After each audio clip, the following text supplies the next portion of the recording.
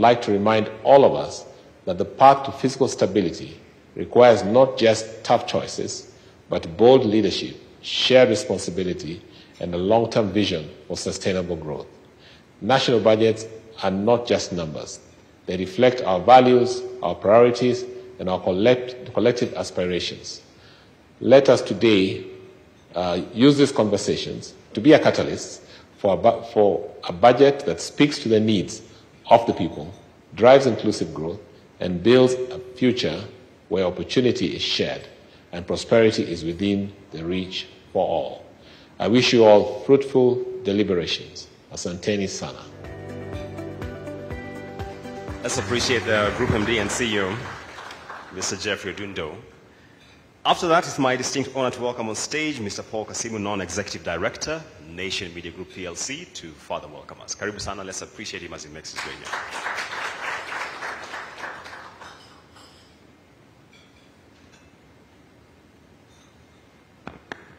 Thank you and good morning. Our keynote speaker, Albert Mwenda, CEOs and CFOs and industry captains present. I'm told some of us have been rained off, so they'll be showing up any time, so we'll accept that. This is Nairobi.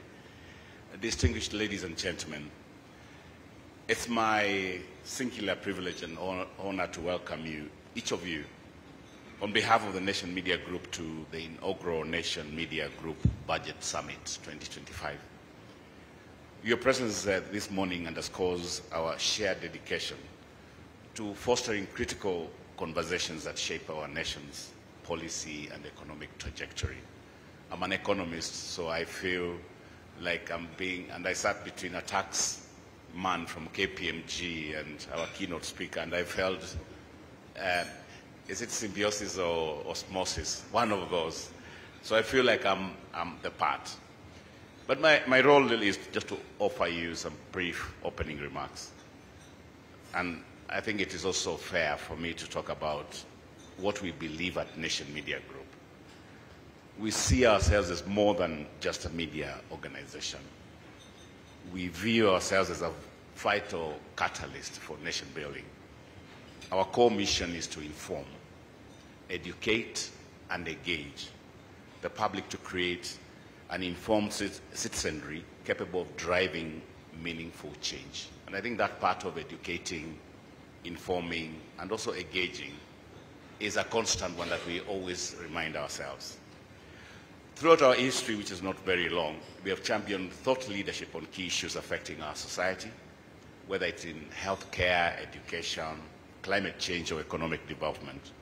And I think platforms like this summit exemplify how we build bridges between policymakers, business leaders, government officials, and the wider public, fostering an environment of dialogue and shared understanding, and also influencing positively the society we live in. And sometimes you ask yourself, what is the change you've left in the position that you've been holding? The theme for today's summit, In Search of Fiscal Consolidation, resonates deeply with our collective responsibility, ensuring that our resources, public resources, are managed prudently to foster sustainable growth and equitable development. We also believe strongly that forums like this are responsible for, disseminating information, creating critical role in holding stakeholders accountable, encouraging transparency and shaping policies, and serving the greater good. I urge and actually welcome all the panelists and participants to go beyond just rhetoric, to start asking the question, what is a what, the so what, and the now what? I think that becomes a real great value for this morning. Let's focus on a kind of novelty or pragmatism in terms of what is relevant and how do we enhance revenue, reduce waste, and create structural reforms that support sustainable development. Our shared goal should be fostering a national environment in which fiscal discipline drives not only economic stability but also opportunity and prosperity for all. Nation Media Group's role goes beyond reporting.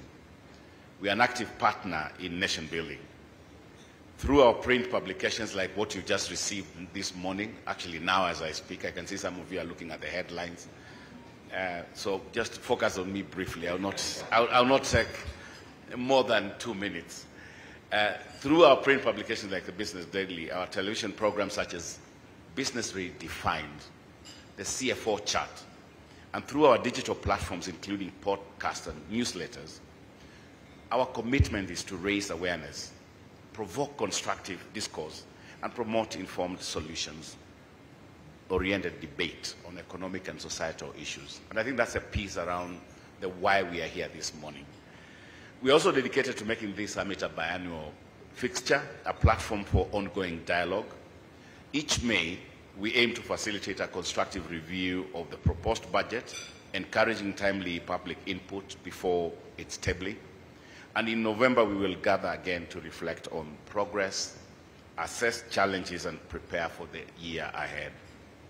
In conclusion, I hope that today's conversations bring us closer to a future where fiscal responsibility and inclusive growth are mutually reinforcing.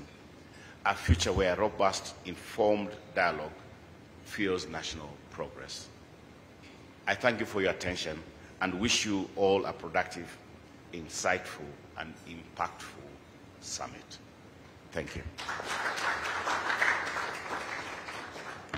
Thank you, Bwana Paul Kasimu, for your welcoming remarks. He mentioned a podcast. How many of us have listened to Money 254? Hosted by the Business Daily. The host is right here with us. His name is Kefa Mwirori. Kefa, just wave your hand, please. Very insightful conversations there on financial literacy, public finance, capital markets, and where they're going. So please make a point of tuning in and catching the latest updates.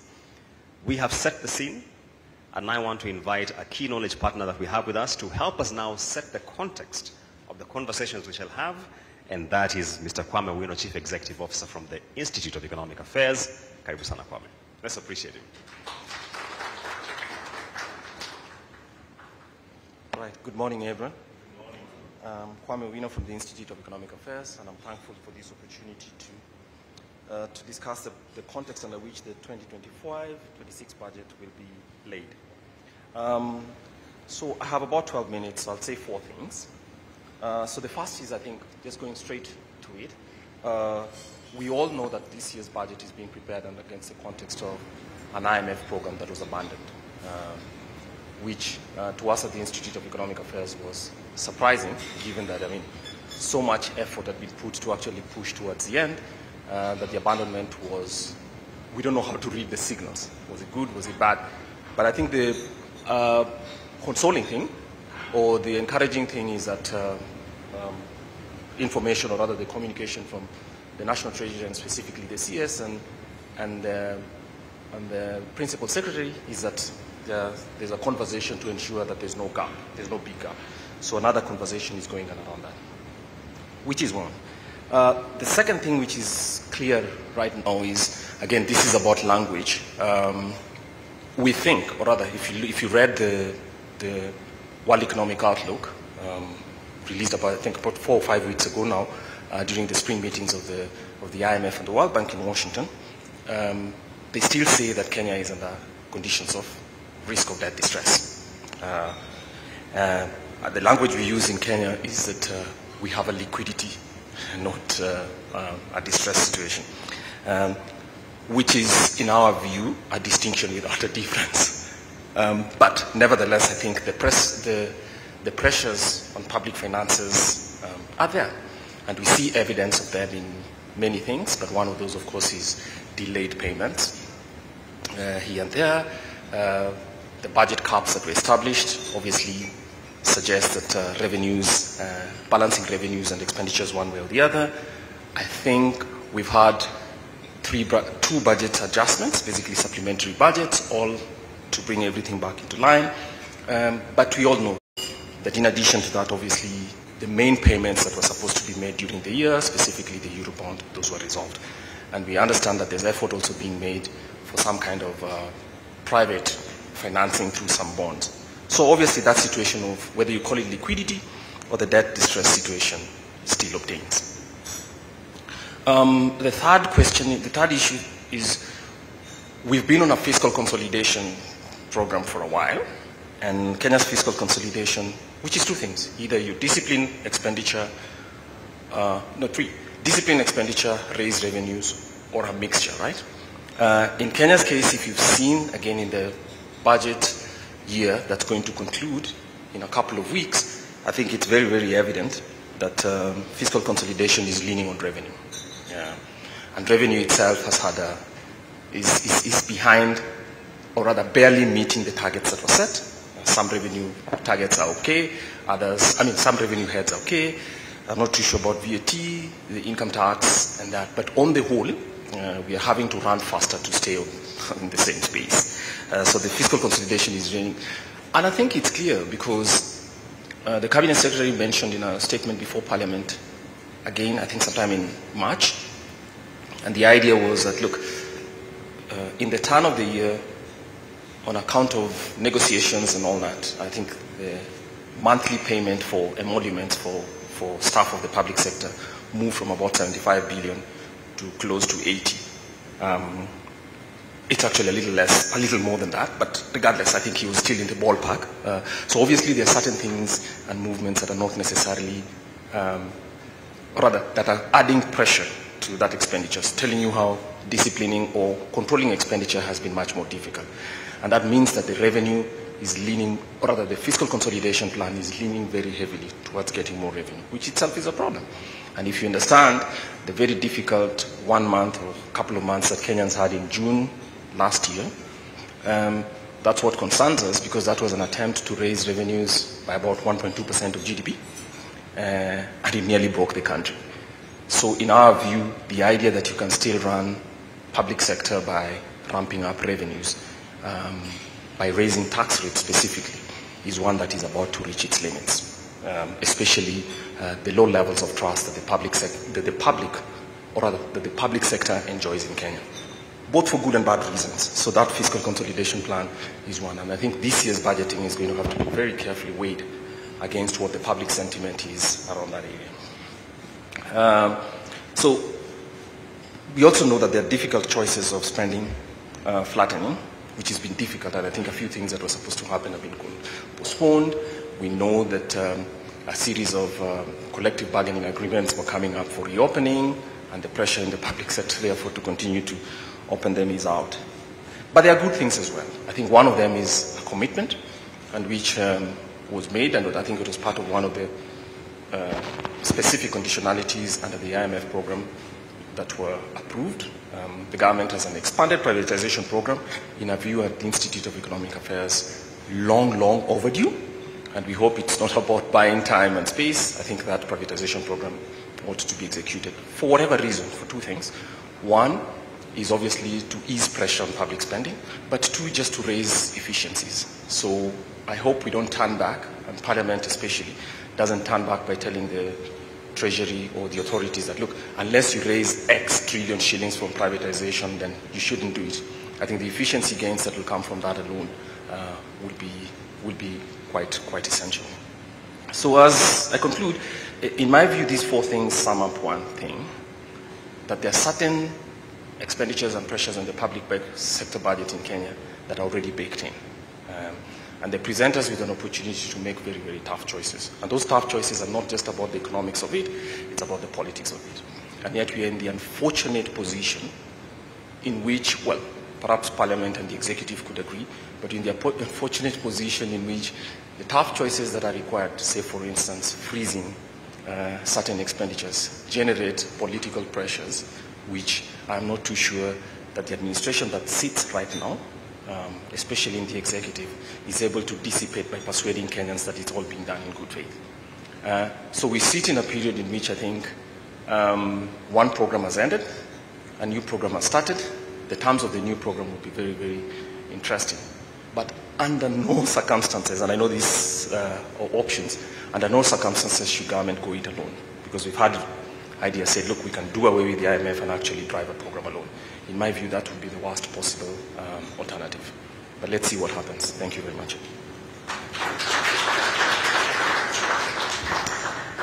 Thank you very much, Kwame, for those reflections from the Institute of Economic Affairs. The key takeaway, I guess, is that we are grappling with what the IMF likes to call a fiscal trilemma.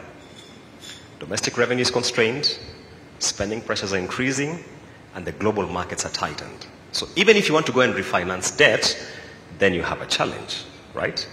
And that is why we had a stroke of genius in February this year when we had the preemptive refinancing of the 2027 note, which was maturing, and we had a May payment due this year.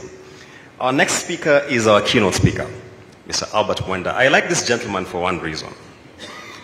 This is one man who understands the budget to the last digit. And trust me, I analyze the budget and I shoot questions and he responds. Let's appreciate Mr. Albert Mwenda as he comes. Director General, karibu sana.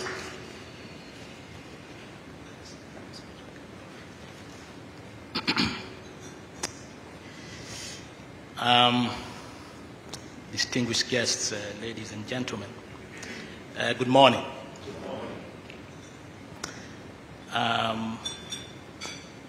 You know, as of yesterday, we had not confirmed who was going to speak, but my friend Julian Zia really insisted that we must create time for this. But it's an honor to stand here before you. And I want to appreciate Kwame.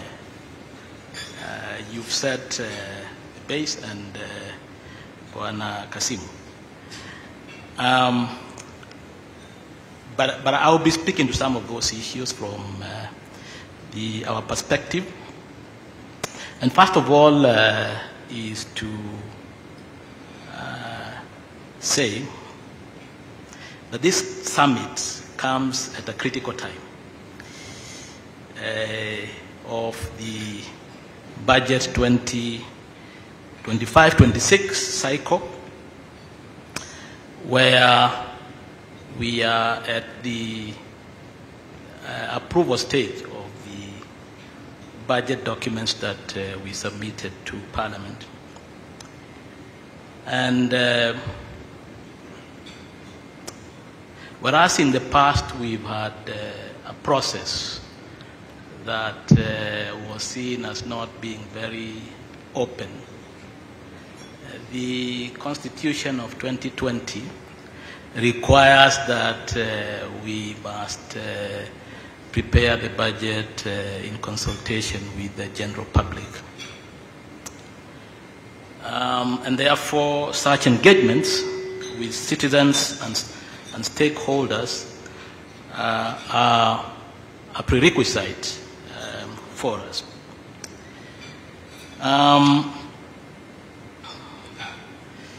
And therefore, you will agree with me that our current approach marks a significant departure, and it fosters public participation, which is anchored in the Constitution. I want to appreciate this opportunity accorded to us in this summit by a very good partner, Nation Media. I know sometimes we may not agree, but it's in the service to the nation. And I do agree, we quite often engage with the Nation Media fraternity. We may take different views, but that's the nature of democracy. In my view, the theme that you have chosen today, in search of fiscal consolidation, challenges us to embrace fiscal discipline, and I see this as in 4 pillars. The first pillar requires that we must sustain our efforts to raise or to enhance revenue collection. That does not necessarily mean higher tax rates, because that way then we are able to raise the required revenue to be able to finance the critical programs of government. Second is prudent spending. And prudent spending does not necessarily mean cutting costs. And I will be illustrating. And then third is sustaining robust structural reforms that seeks to improve the business regulation. And fourth is responsible financing or borrowing. Ladies and gentlemen, fiscal consolidation requires that we also pursue sound macroeconomic, or we establish a sound macroeconomic environment. And therefore, and I would like to just reflect on why this is important before I talk to the fiscal issues. As you are all aware, the economy has continued to strengthen. And that means that year on year, the economy has been growing in a very uncertain global environment, and in an environment that is characterized by frequent changes in weather that impact economic development negatively. We have registered an average growth rate over the last 3 years of 5.1% between the year 2022 and 2024,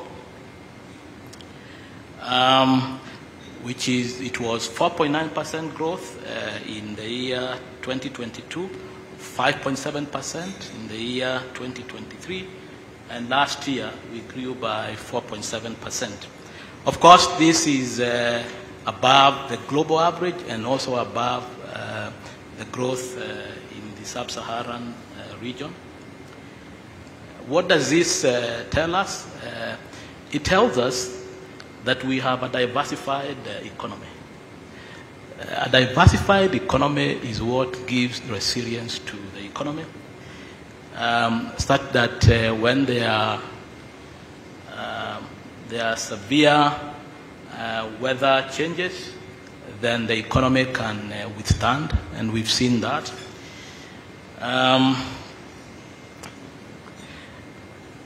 Which are the sectors that have been driving this growth? First is agriculture, because of good weather, but we've also had a strong services sector growth. In the year that just ended, 2024, we had most of the sectors growing except construction and mining and quarrying. So construction contracted by 0.7%, while mining and quarry, although it's a small sector, contracted by 9.2%. Now, construction, we should keep that in mind, because there is a reason why construction is not growing. There were materials, construction materials that were affected, and I have in mind here cement, steel, and iron. And then we also had the low investment in the public sector. So what we do on the fiscal side has implication also on growth. So because we spent less in the road sector, for example, then our growth was affected. We are, however, projecting an improved growth in the 2025 and 2026 of 5.3%, driven by a robust services sector and agriculture, and also due to imports through the bottom-up economic transformation For example, the sustained subsidies to inputs into agriculture. We also are projecting that the energy prices will continue trending downwards, and the investment in agriculture will see the food prices also trending in the right direction, and inflation therefore being contained. And with the lower inflation, we see a stable macroeconomic environment, and therefore also impacting less on our debt service costs, as happened in the past. Given the low inflation, you are all aware that the central bank has eased the monetary policy. We see that also having an effect on lowering of interest rates. The CBR rate was lowered from 12.5% in December 2023 to 10% in April 2025. The cash reserve ratio have also been lowered, thus releasing liquidity to the banks for on-lending to the banks. This has had an effect in the interest rates. The interbank rate is trending downwards, declined from 10.2% in April 2025 to from 13.7% in April last year. The 91-day treasury bills has also gone down, and the others 182 and 364. Lending to private sector has also started trending upwards, although growing modestly by 0.2%, but it's an improvement from the contraction in February 2025 of 1.3%. This reflects a number of things. One is that the effect of the lagged effect of the depreciation of the shilling is now dissipating, and the effect of the easing of the monetary policy is also driving those rates downwards. Now, this has seen the lending to private sector rates, the lending rates to private sector, the lending rates by commercial banks decline to 15.8% in March 2025 from 16.4%, and we've seen improvements also in the current account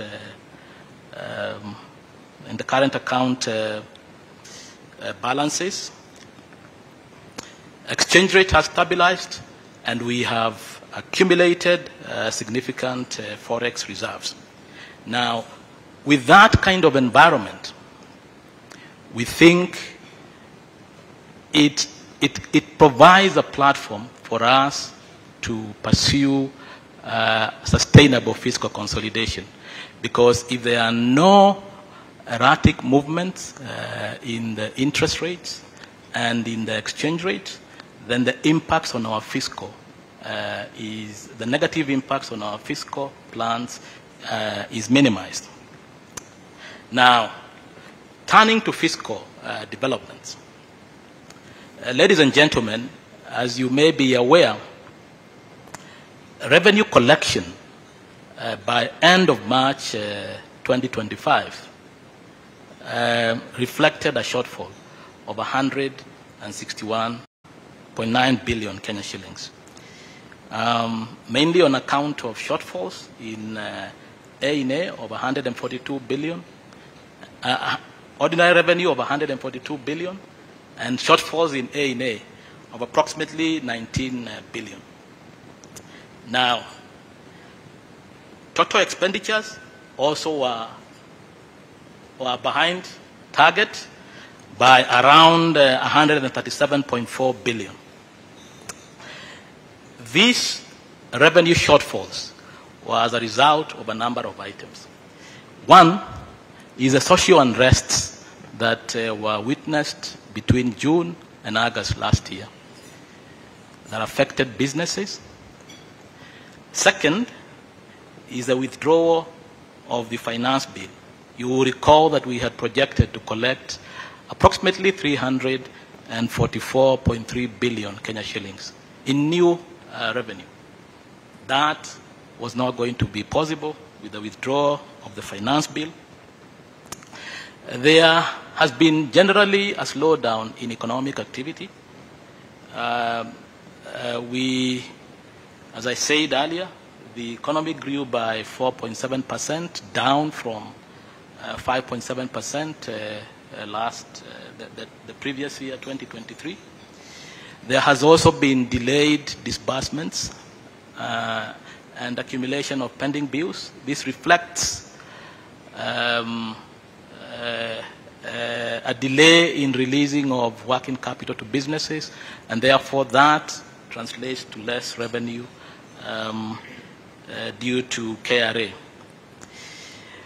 You may, however, recall that we introduced some additional measures through 4 tax instruments. There was the Tax Laws Amendment Act of 2024, the Business Laws Amendment Act of 2024, and the Tax Procedures Amendment Act of 2024 that was passed and assented to by December last year. We had anticipated that we would collect approximately 70 billion full year impact, but for the half year impact, that is between January and June 2025, we had projected to collect 49.9 billion. However, there has been some impact of those new revenue measures, but we are still lagging behind in terms of revenue collection, as I indicated, which means we had then to revisit our fiscal plan. You then recall, ladies and gentlemen, that following the withdrawal of the Finance Act, the Finance Bill 2024, there was a supplementary one that was introduced in Parliament.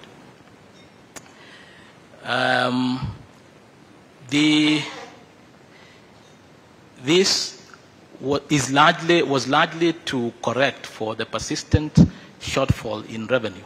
As at end of December, we had reported shortfalls of about 93 billion against the target we had set. And as I have said, we have now shortfalls of about 161 billion as at end of March. So we introduced a supplementary budget, but that supplementary budget also cut expenditures. And the idea was to ensure that we don't carry a huge deficit and that we remain within realistic targets for both revenue and spending. We have also been facing pressure from a number of areas. One is a new education funding model. Second is the collective bargaining agreements entered with the trade unions. And third is the rollout of the universal health care. Universal health care. And even after implementing the first supplementary budget, we have had to introduce a second supplementary budget. One may ask why. At the point we were implementing, we were revising the budget last year. It was not clear how much or what additional revenue measures would manage to push through Parliament. And then second, it was not clear what the impact of the social unrest was by the time the bills were being approved, and the impact on economic activity.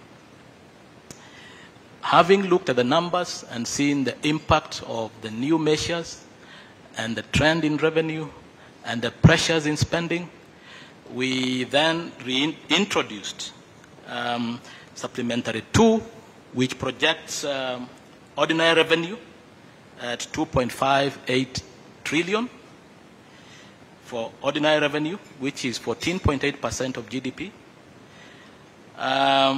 This is 50.5 billion less than what we had in Supplementary 1.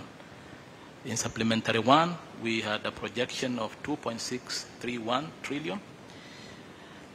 And the total revenue was therefore projected at 3.067 trillion.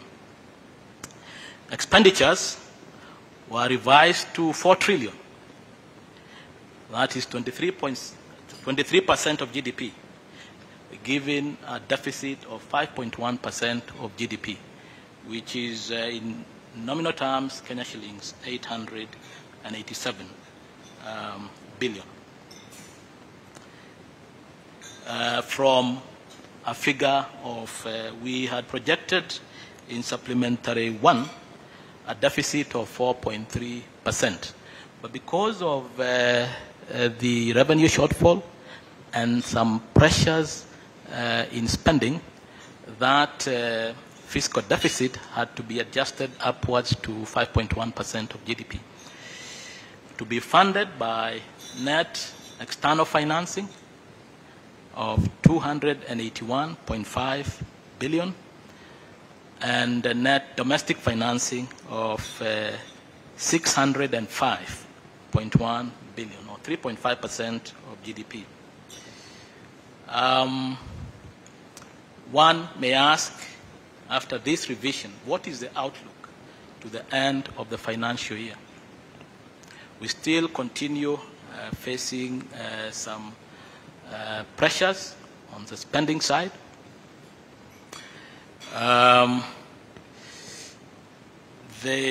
We think that the deficit will edge up slightly. We are in the process. We have sent out a circular for Supplementary 3, and the idea is to be more realistic.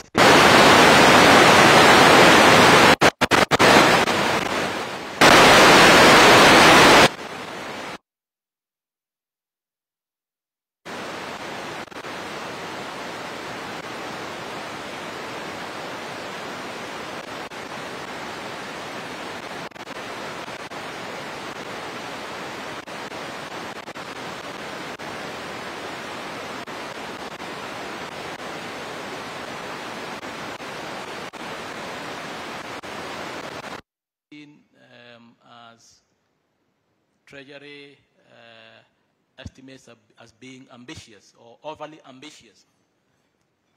Because when you look at the ratio of revenue to the size of the economy, the ratio has been trending downwards.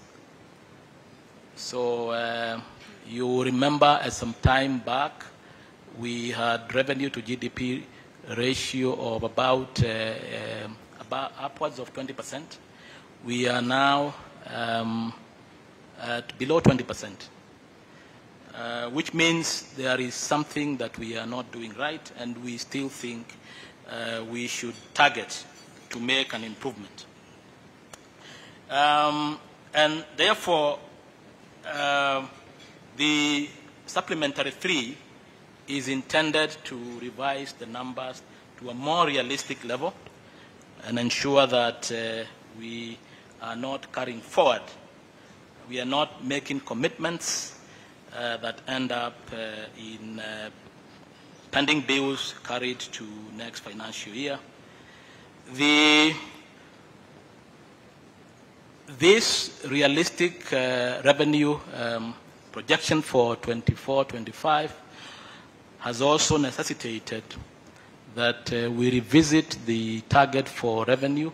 If you look at the budget policy statement that we had submitted, the revenue target was higher. We have revised that downwards. We now projecting ordinary revenue at 2.757 or 14.3%, and expenditures at 4.239.9 billion or 22.9% of 22% of GDP, giving a deficit of 4.5%.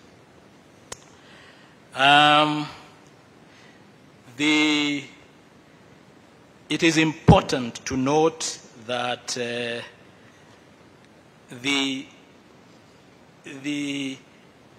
there is growing limited flexibility in the fiscal plan. What do I mean? If you look at, if you take ordinary revenues of 2.757 and domestic interest, foreign interest, and other mandatory expenditures like pensions and constitutionally mandated salaries, we have what we call consolidated fund services. We have a total of 1.33 trillion of those items, which the Constitution requires they must be paid. If you add transfers to counties, 405.1 billion, and salaries of about 950, plus earmarked funds in terms of CDF and affirmative action fund, the total estimated expenditures are about 2.77, whereas the ordinary revenue is 2.757. So you end up with a negative before you have even funded your other recurrent expenditures and development spending. So the budget is being prepared at a time when we are very constrained in terms of the fiscal space. Therefore, we have to be very strategic in where we direct our resources. Now, and that limited fiscal space is facing us at a time when we have to pursue fiscal consolidation. And therefore, in terms of how then we pursue this fiscal consolidation, there has to be space for enhancement of revenue. We have to enhance, pursue aggressive revenue mobilization. That, I want to repeat again, does not necessarily mean higher taxes. We have to be prudent in the way we spend. And we also have to be very responsible in how we borrow. And we have to pursue structural reforms that will help us contain public spending. On revenue mobilization, emphasis will be placed on a combination of factors. One is tax policy measures that aim to enhance efficiency and strengthening tax administration. The aim is to move our tax effort progressively towards the 20% of GDP into the future. How do we get there? First, we have to pursue strategies of broadening our tax base as provided for in the medium-term revenue strategy, reduce revenue leakages, enforce compliance, and minimize tax expenditures. This will be achieved through automation and digitalization at the Kenya Revenue Authority. Now, examples of how this can be achieved can be seen in the Finance Bill of 2025, where we have targeted measures like adjustments of personal income tax and corporate income tax benefits, and the recalibration of the VAT policies to reflect a careful balance between raising revenue while at the same time nurturing critical sectors. The objective is to create a tax system where enhanced revenue is not achieved at the expense of economic growth. Some of the measures include the increase in the daily subsistence allowance, not subject to tax for private sector, from Kenya shillings 2,000 to 10,000, exempting gratuity paid by public sector or private sector employers, allowing 100% deduction in the first year of use of all loose tools like utensils and linen, allowing deduction of mortgage taken to construct houses, advance pricing agreement to be developed by Commissioner General to enhance certainty and predictability in planning. Under NIFCA, the NIFCA certified companies will also enjoy a reduced corporate tax rate of 15% for the first 10 years, and reduced digital asset tax are among some of the measures that seeks to strike that balance, including exempting of inputs for animal feeds since their final product is exempt, and exempting packaging materials for coffee and tea, etc. On the spending side,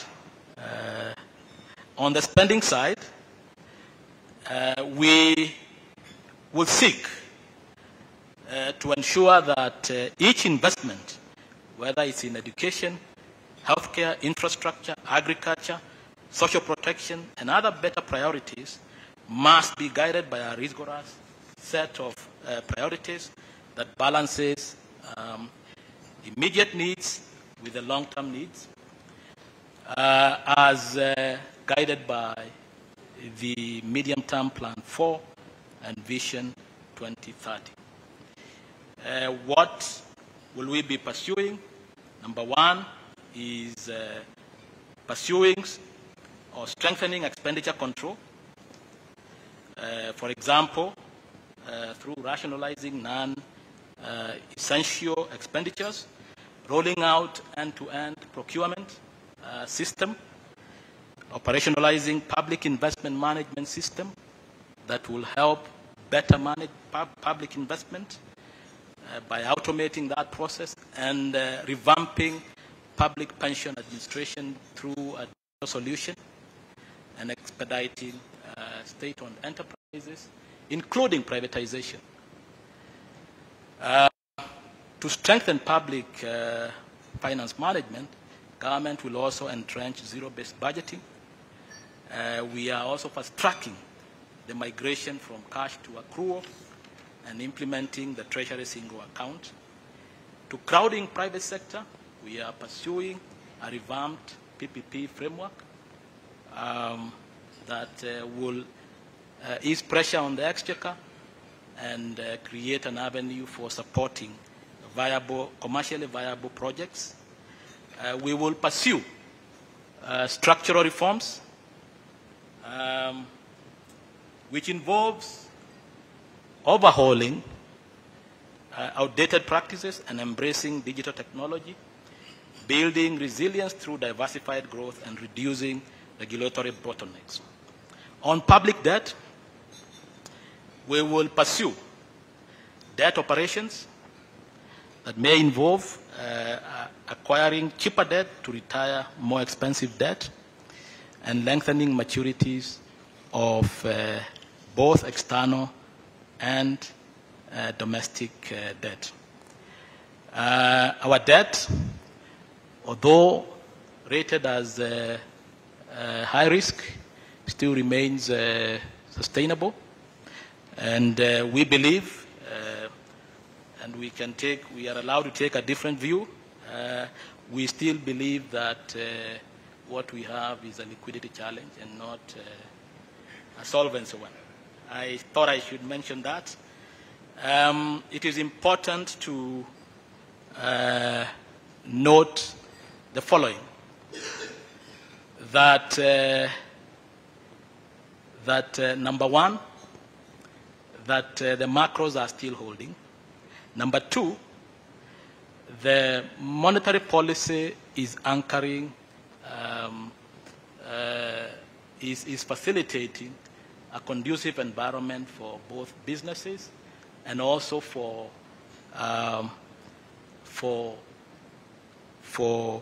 fiscal harmony. Number three,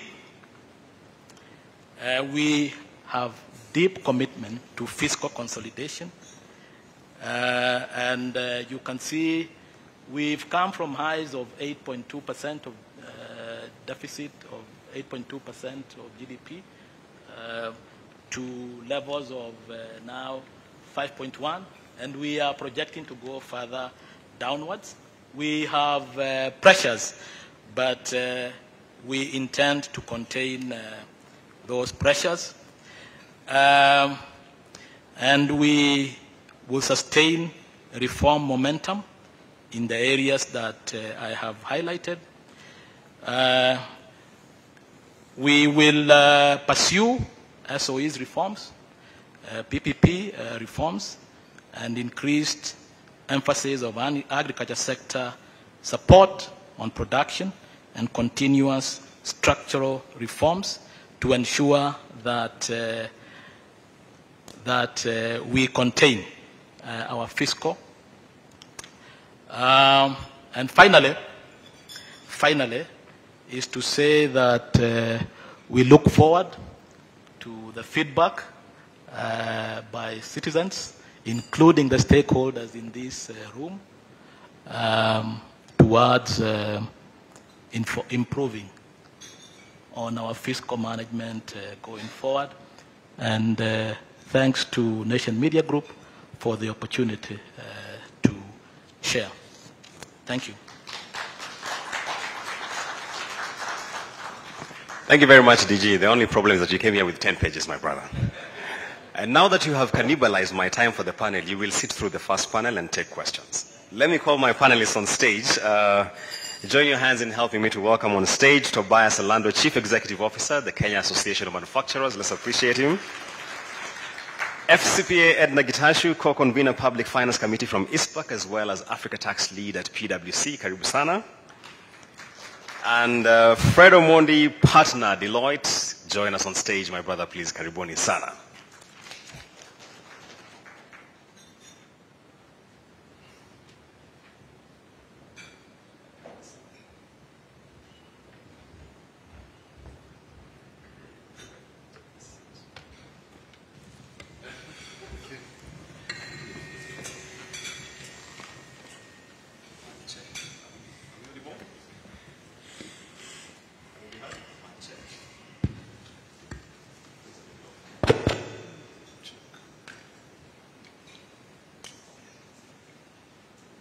Mic check.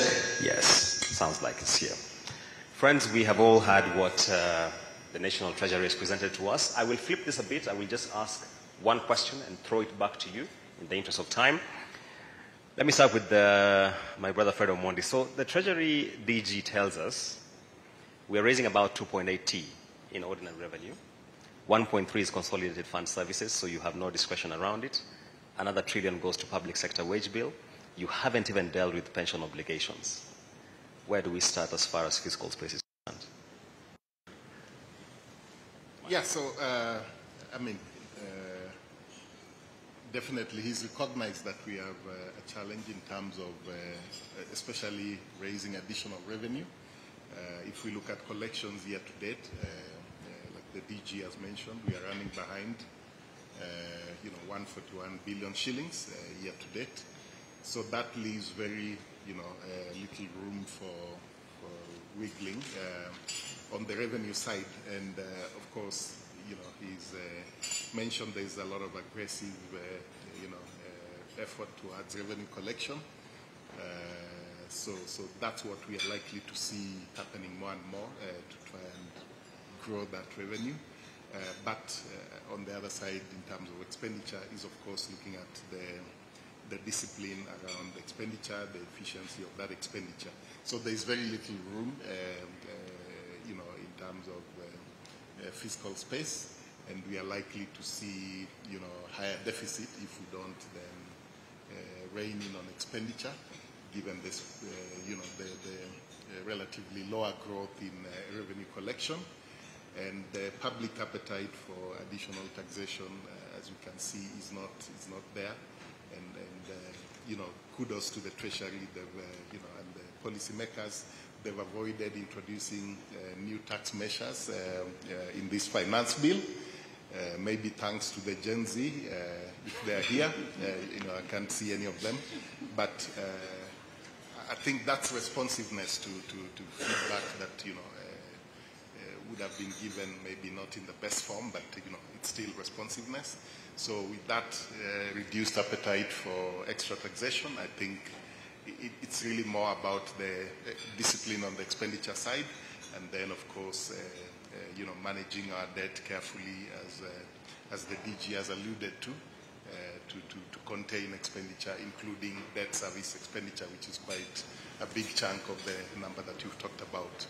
Yeah. Thank you, Fred, for the introductory thoughts. So FCPA, Edna, DG has talked about the efforts that were made by the tax laws amendments, tax procedures amendment, business laws. I should add that we have seen excise amendment, VAT amendment 2025, and we're still falling short of target. From a predictability and consistency standpoint, Edna, where do we stand? Because we have seen those amendments. We are now talking about Finance Bill 25 as well. Thank you very much. Julians, I hope I'm audible. Before I respond to your question, I was hoping you'd be asking us to ask the DG questions. So DG, I have a question for you. We have been talking about mobilization of revenue, and we've come up with so many measures. In my view, I think what we need to do is actually to stimulate economic growth so that we can be able to mobilize more revenue. What happens is that we have a very narrow base of taxpayers. So anytime we introduce a new tax, it's actually the same taxpayers who are paying that tax. So perhaps we probably need to restructure the thinking around the economy and see what policies can we put in place to stimulate economic growth, number one. And number two, how can we also encourage formalization of businesses so that those in the informal sector are also contributing towards the tax kitty. But to your question, Julians, on predictability. To your question on predictability, Julians, what you also have missed out in your question is that those laws that were introduced in December are now being repealed through the Finance Bill 2025. And if you look at the national tax policy, I'm not sure, DG, where we are, but we'll be seeing that. The national tax policy indicates that once a law is put in place, unless there's significant public outcry, it should be in place for 5 years. So these laws were introduced in December, and I'll be giving you a few examples. In December 2024. What comes to mind is around the Tax Procedures Amendment Act 2025. So KRA wants to expand the tax base, fair enough, and they want to integrate with taxpayers, which is good. But then taxpayers in December went to Parliament and said, hang on, even though you want to integrate, don't look into our trade secrets and don't force us to share personal information. Parliament, in its wisdom, decided, okay, fine, let's ring-fence this so that taxpayers will not have to share this information with the Revenue Authority, and also for it to be consistent with the Data Protection Act 2019. Now, fast forward, Finance Bill 2025 is withdrawing that. Yeah, so again, the question of predictability, and if you think about it, I liked what DG talked about, the investments and the policies that the government has. Let me give you an example. So the Finance Bill is also withdrawing quite a number of incentives, especially in the renewable energy space. We've had the sentiments that we are 90% renewable energy, and we want to transition to 100%, I think by 2030 or thereabouts. But now we are taking away all those incentives to do with renewable energy. So it means that the cost of putting up renewable energy, be it geothermal, solar, or wind, is going to be significantly higher. What does that do? As an investor, I would need to be compensated for that. So that is also going to drive the cost of energy to the country. So those are some of the things that we need to look at from a predictability point of view, Julian. Edna, I have a rebuttal for you on the widening of the tax base, but let me first of all go to Tobias. There's a radical cleanup of the second schedule of the VAT Act, if you read Finance Bill 25. Zero-rated products, animal products, pharmaceuticals are being hived off from that. You sit on the manufacturing side. What do you guys make of this proposal? Thank you very much. In terms of moving, in fact, I call it this in a ping-pong game. VAT zero rate to exempt to zero rate. We need to be very sure where we're heading to. But as it stands, based on the proposals that have been submitted, in an exempt situation, we are not able to claim inputs and makes our goods very expensive.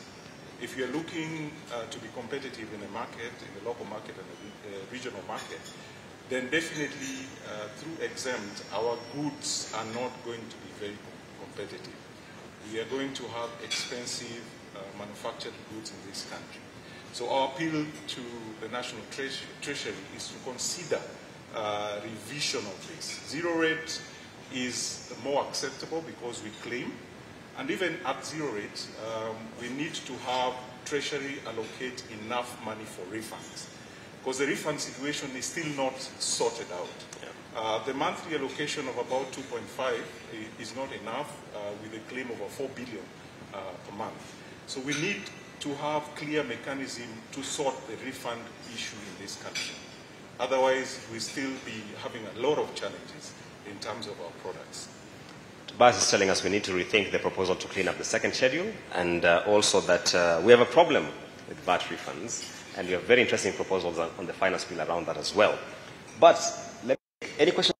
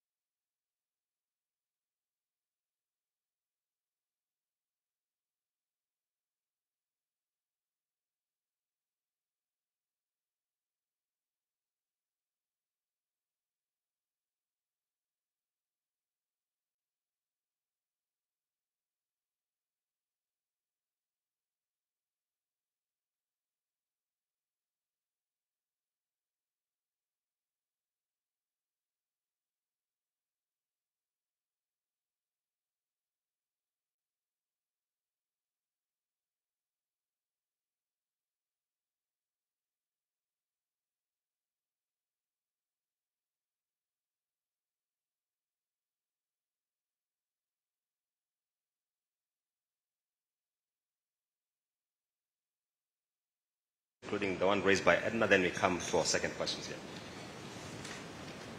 The microphone is coming, DJ. The microphone is there. 2 minutes, DJ. Yeah. Yes, very good questions. First, I want to agree that, yes, Edna, we need to stimulate the economy and raise it. By the way, we have been having internal consultations. We also don't agree sometimes internally, but I can't bring our disagreements here. But you can be sure we have healthy discussions even internally, and there are issues that we think we need to take a position. In my view, we've been pushing for the Ministry of Industry and Trade to put in place an industrial policy to guide how tax incentives to the manufacturing sector are designed. And I think that will go a long way to avoid fights. And they have listened to us. I hear there is a process going on. Hopefully it will involve all the stakeholders, including KAM. That will help remove this ad hoc nature or what appears to be ad hoc changes to the taxes, because we have not pinned down. For example, you have tax incentives one time supporting importers, yet we are saying we want to promote manufacturing. We need to guide that process. There may be merits on each side, but it's policy that guides us. Formalized businesses, I agree. And you may have noticed that the approach KRA is taking now is to use digital technology. And I want to link this to the issue. We do not agree that the integration of KRA system will get or put secret information into the bad people, the people who should not access that information. As it is today, as it was before the amendment was done in Parliament. Remember that amendment was introduced in Parliament that changed the law to bar KRA, to limit the ability of KRA to access data online by limiting, introducing words there like secret and something. So we as Treasury, and we have also checked the teams that have been working on this have also checked, and we believe it will not offend the Data Protection Act. But we can have this conversation, and it's on the basis of that submission was done to Parliament. On renewable and on the stimulating economy, we've been having that conversation, and we are looking at certain areas. For example, the power tariffs are a problem in this country. And with the Ministry of Industry and Trade, there is a proposal cooking. We hope finally it will come, and it's supposed to support the industry to access affordable power. There are also issues around access to finance. How do we facilitate that, especially currently where businesses have been facing difficulties accessing affordable credit, including the micro and small enterprises, and there are others, including a view on the tax imposed on certain inputs, including leather, all these value chains, and you will see some of them through Parliament. We were pushing for reduction for some of these inputs, but we wanted to go lower, but finally, on basis of following consultations, we settled at a number, but we are heading downwards. I'm talking about export investment promotion levy on steel and billets, on billets and iron rods. Removal of VAT. I think here, again, we will take different views, and let's agree. On VAT, zero rate, and you can talk to KRA, we have a problem. If the total VAT refunds submitted to KRA, following an assessment, 30% of those claims are declared invalid. So it means there is abuse of a process. And if the industry does not work with government to streamline that, we would rather just get rid of zero rating. There is a lot of abuse. Number two, I always ask myself, if you are having challenges getting your refunds, why do you push for more? I mean, rational theory will tell you that if you are not getting what you already is due, why would you want, you would rather have it known that it is not zero rated, it is exempt maybe, and you move on. We strongly believe there is the VAT refund, and we hear you, and we would like to support businesses. But by the way, if it were for me, even the benefits are not transferred to the intended beneficiaries. Even this bread and maize, if it were left to me, I would rather remove, bring down the VAT, and everybody pays. Why would you, I believe you can afford bread. Why are we? I struggle, DG, I struggle. But it's a healthy debate. It's a healthy debate. Let's come with numbers. Let's sit down and look at what should we support. On the other problem with exemptions, there is a lot of abuse. You see, like where we exempt some projects like affordable housing, there is cement for affordable housing, and next door there is somebody putting up structures. We may not have the evidence, but we have received feedback informally that cement meant for affordable housing ends up constructing private.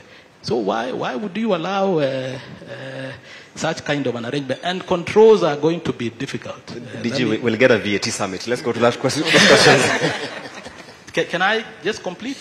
Then Kefa, no, Waroiro talks about zero rating. We have just begun.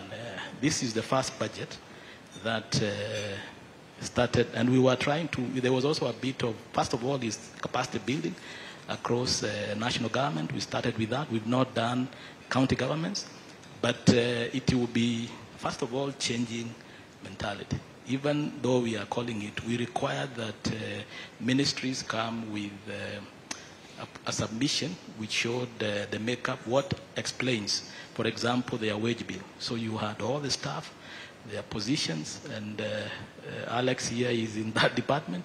He can explain, and that is the beginning of zero-based budgeting, and we'll be able, going forward, to see, once we introduce the automated unified payroll system, we'll be able to see when staff are leaving and when new are coming. We will not have ghost workers, and therefore we can test the wage bill. You know, wage bill is about 900 billion every year. Then progressively we train and also monitor that zero base. So every expenditure will have to be explained. So we have just begun. We welcome ideas, but we also believe, like you, that zero-based budgeting is the way to go to ensure we remove waste. The KEFA bubble will, I don't think, I take a different view again. I think we need to figure out some of these weaknesses. I don't think we have reached the end of our revenue collection. I think we can do more.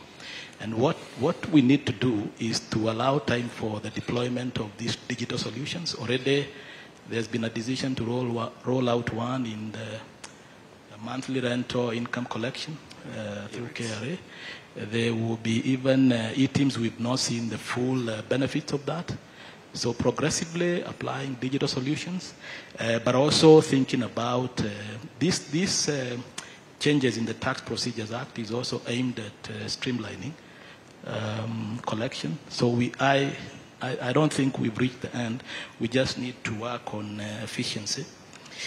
The actual GDP numbers, Abraham, they are in the. If you look at KNBS, you see the GDP numbers.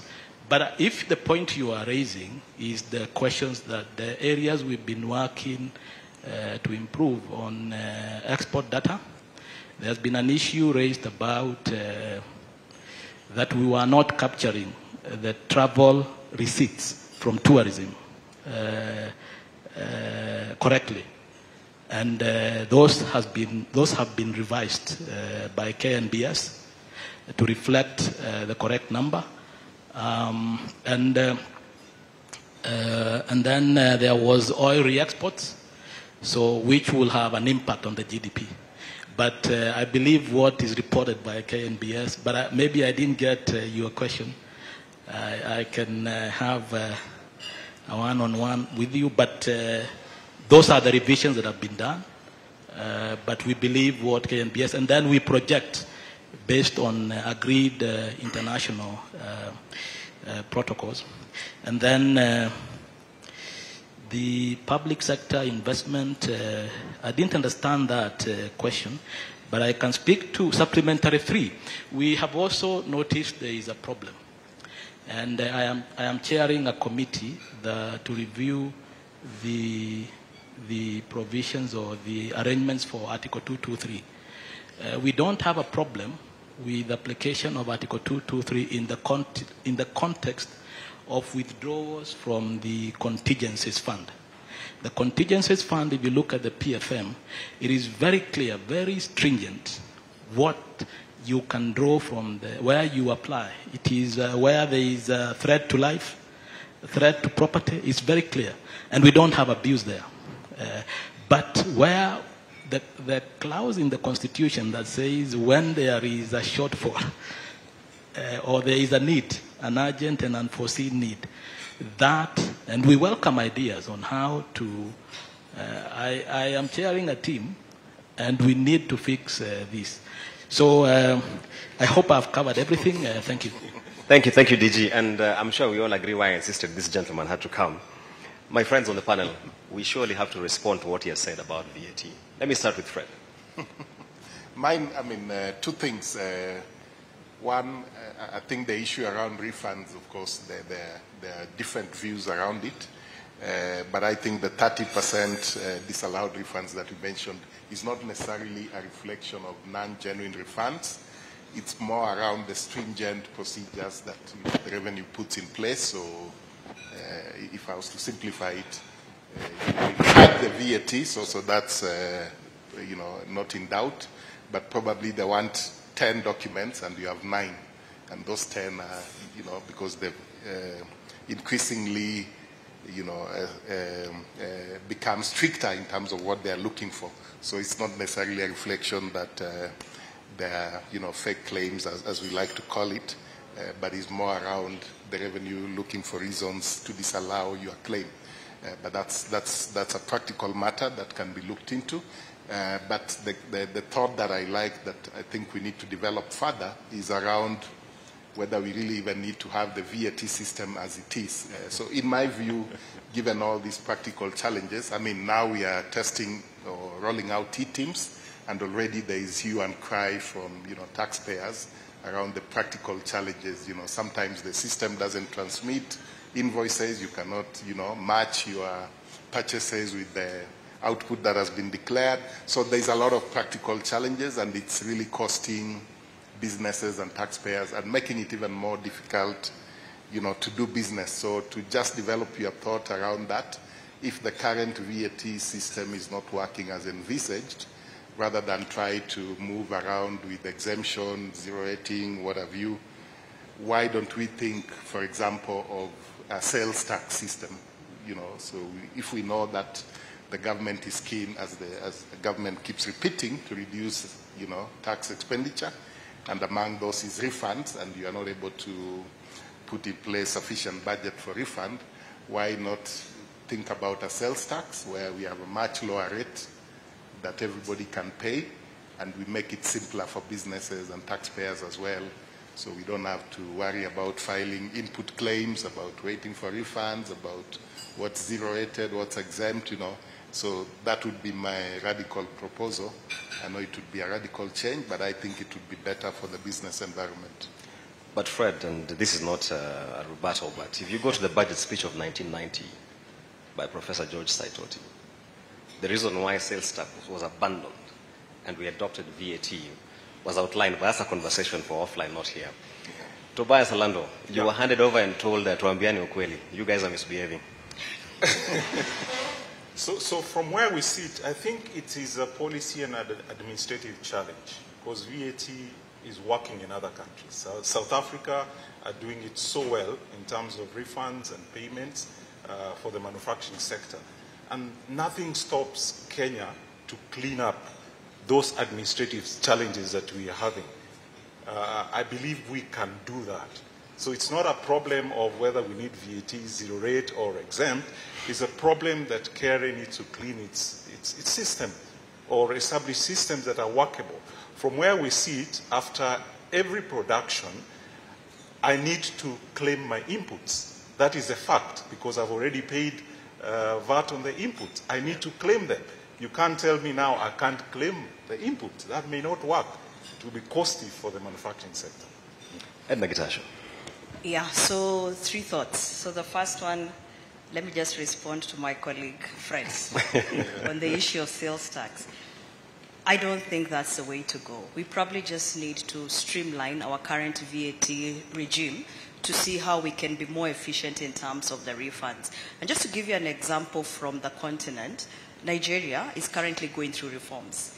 And they have sales tax, which is not working. So they are now moving away from sales tax to VAT so as to reduce, among others, the cost of manufacturing and the cost of living. So we probably just need to look at how are we administering this refund process. And maybe one of the solutions, DG, is to consider a lower rate of VAT. Instead of 0%, maybe you can come up with 5%. This is going to reduce your refunds backlog, and at the same time, it's also going to give businesses an opportunity to be able to claim this input VAT so as to reduce the cost of doing business. But that's a debate for another day. You also did talk about, and I think Tobias mentioned the fact that almost every finance bill, there is movement from exemption to zero rating, then standard rating. Maybe we need a policy around that. I know the national tax policy just talks about export of services will be zero rated. But can we get a fiscal policy that will say, these are the goods and services that are going to be zero rated, and they'll be zero rated for this reason. And again, the national tax policy talks about sunset clauses for incentives. So we need a comprehensive list showing for VAT purposes what will be zero rated and for what period of time, what is going to be exempt for what period of time. I do agree with what Tobias has said, that if you exempt goods or services, they are slightly more expensive, and actually that VAT is borne by businesses. And the businesses would then have to pass on that cost to the consumers. So we need to probably just look at the incentive regime that we have in the country, and that will address your question and the concern. I liked what you talked about, the Ministry of Industrialization coming up with a fiscal incentives regime. It needs to be robust enough to look at all the sectors of the economy. Thank you, Edna. Let me take the final round of questions before we allow responses, then we'll come to our closing thoughts here. George Oshiri, please. One question. Well, my question goes to the DG. Thank you for managing the interest rates. And we were paying loans at 20.5%, but you mentioned that we are now at 15.8. I don't know how you can persuade the owners of capital, the banks, to bring it down maybe to that 15.8 or 16, because they have not done so that the private sector is able to survive. Then for Treasury and KRA, you are very good in collecting of money from private sector. But the spenders, the national government, they are spending money as if the money is limitless. Even a simple trip to go to Mombasa, you find a politician, go in business class, with the children, with the driver, with the assistants. The taxpayer, who is George Washiri, is at the economy near the washroom. So I don't know what we can do to tame this kind of spending. And not only national government, look at the county government. We in business, we are like us, we are in 30 counties. The taxes we are paying in the county government, some legal, some illegal taxes. It's amazing that somebody doing business like Optiven is surviving in this economy. And if you're not very careful, very soon you will have very few people paying taxes, and you try all the strategies of digital collection, you will not get that tax. Please, somebody listen to private sector. Thanks. All is not well. Let's do something. The same effort we collect money, the same effort when people are spending. Let them spend wisely, because sometimes the bank now is tired. Thank you. Thank you, George. Let me take, okay, shoot your question, then the lady here, then we shall have responses. Okay, good. James Ngomeli, I'm in the energy and water sector. The PPP Act, these marriage certificates that we are waiting for, you don't have the groom, you don't have the bride, and still there are a lot of marriage counselors around, busybodies around that act. I'm not seeing it being given emphasis on this, on this finance bill. Yet it can unlock a lot of opportunities and revenue for the organization. How quickly can that process be accelerated without further task forces on it? Thank you, sir. Thank you. Thank you. Let's get the lady and then we get responses. Okay, good morning, everyone. My name is Jane Dungo from Mabati Rolling Mills. And the question on VAT refunds, I just wanted to bring clarity, because when you speak about VAT refunds, there's a lot of focus on the domestic products that have been put at 0%. But what we fail to see is that a lot of the companies get into a refund position because of exports. Now, exports are supposed to help the country to get our forex, to improve our forex levels, so that we can be able to buy what we cannot produce. But the moment you stifle the refund of those inputs, then it becomes a zero-sum game. You want us to export so that we can get forex. You want us to export so that we can command the regional market and other export markets. We are getting AFCTA coming into play. We don't want to miss out into that space. But the simple act of exporting becomes the barrier for us getting our VAT refunds. So I just wanted to bring that clarity, because every time we speak about refunds, there's a lot of focus on other products that are in the domestic market that are looking to be zero-rated. But the focus on export is completely blurred, and that is where our VAT refunds crisis is emanating from. Thank you. Thank you. DG, please, some quick responses.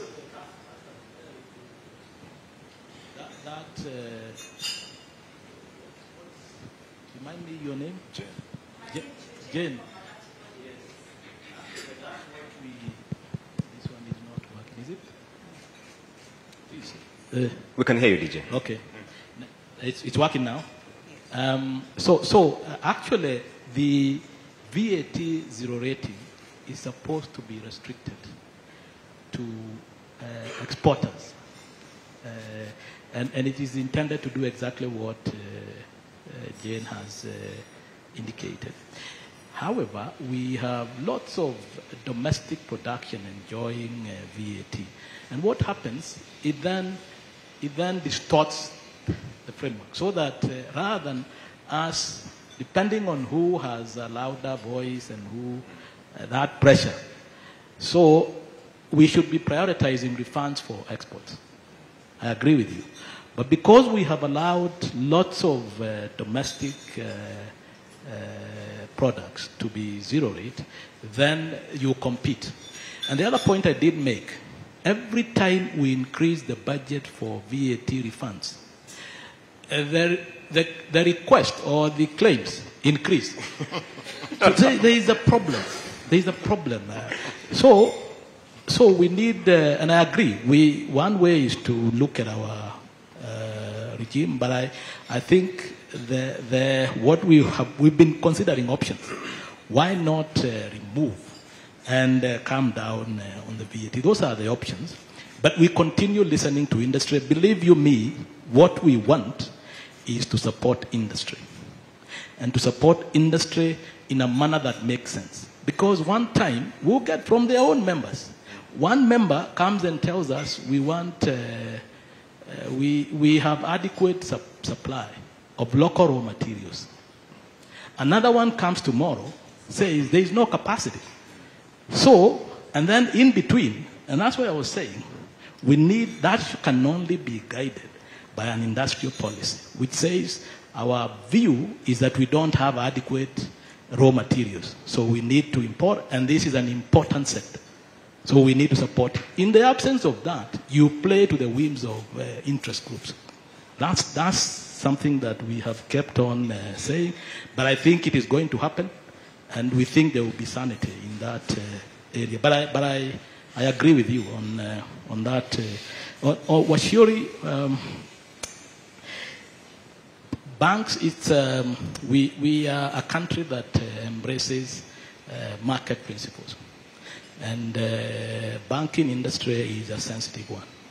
But there is a process which is led by CBK, and there is continuous engagement with the banks. I like you, look forward to, and there is already that engagement towards bringing those rates, but we have to allow the process to flow the way it is contemplated.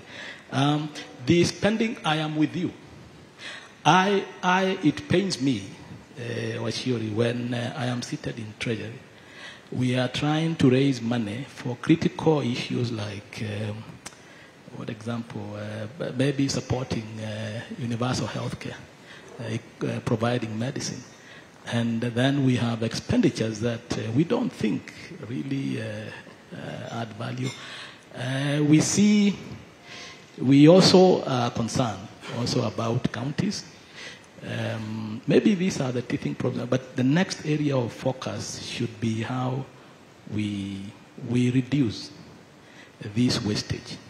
Let there be, and I think the voice also, the voice of media, the voice of private sector organized groups, let's put pressure to ensure that the taxes we raise, and we are happy, and I think through the Auditor General's office, I believe she means well. She raises this issue, but let's have some voices out there. From within, from what I have seen, we would need to be pushed. That's my own experience.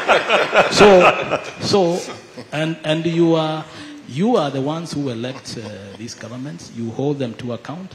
Let's have that voice, even if it means entrenching it in law. You have the power for organized groups to organize yourself in a manner that you put us. But don't allow also vested interests to penetrate those structures. So if we can have like KM, you organize yourself, others, KEPSA, let's put pressure where we see things are not, and let's have chapters. I like the Kenya National Chamber of Commerce and Industry, they have chapters all the way to the counties. That's the only way we'll change our country. Thank you. Thank you, DG. Friends, because of time, my bosses, there was a question on PPP, yes. Yeah, yes. Sorry. Sorry, I almost forgot that. PPP, you are right. And when we amended the law, the idea was to make it more robust and to reduce the time that it takes to get commercially viable projects to completion in terms of funding. We have also had changes in leadership in the directorate, and we believe that it should peak. But I've taken your comment. I will relay it to my colleague to find out, to see ways of also engaging. But I know there are projects that are coming up, but they will perhaps, once they are approved through the structures, you get to see. But in terms of improving, please feel free to also reach out and find out what is happening. But your point is valid, that we need to, so that we are not just picking, we need to walk the talk. Thank you. Thank you, DG. I was telling my bosses, Monica and Sogoti, that we need a symposium on value-added tax at this rate. My panelists, allow me to come to you and give you 2 minutes each to give me your parting shot, given the reactions we have had, the issues which have emerged. Now that I started with Fred the last time, let me start with Edna, then come to Tobias, then Fred at the end. Yeah, thank you very much. So my parting shot is around the medium-term revenue strategy. It had indicated that by this time, we'd be talking about reduced tax rates. Corporate tax rate was supposed to reduce to 28%. VAT was supposed to reduce to 15%. Unfortunately, this is not there in the finance bill. And let me just single out corporate income tax rate. So what African countries are doing is to deliberately reduce their rates. Just to give a few examples, if you talk to South Africa, their rate now, they have reduced it to about 27%. Rwanda's target is that by 2030, their rate is going to be 19%. We have seen Nigeria reduce its rate from 30% to 25%. And if you look at the global average, it's about 23%. Africa average is 27.97%. So we need to rethink these rates to make ourselves very competitive. Thank you. Thank you, Edna. Tobias. Oh, thank you. Just two quick issues. One is in terms of the policies that we come up with. About 2-3 years ago, they brought in the investment promotion levy at 17.5. We objected this as CAM and even went to court because we've done simulation and we knew it's going to impact negatively to the manufacturing sector. And indeed, it has done so. If you look at the economic survey, the construction sector has shrunk, the mining sector also shrunk.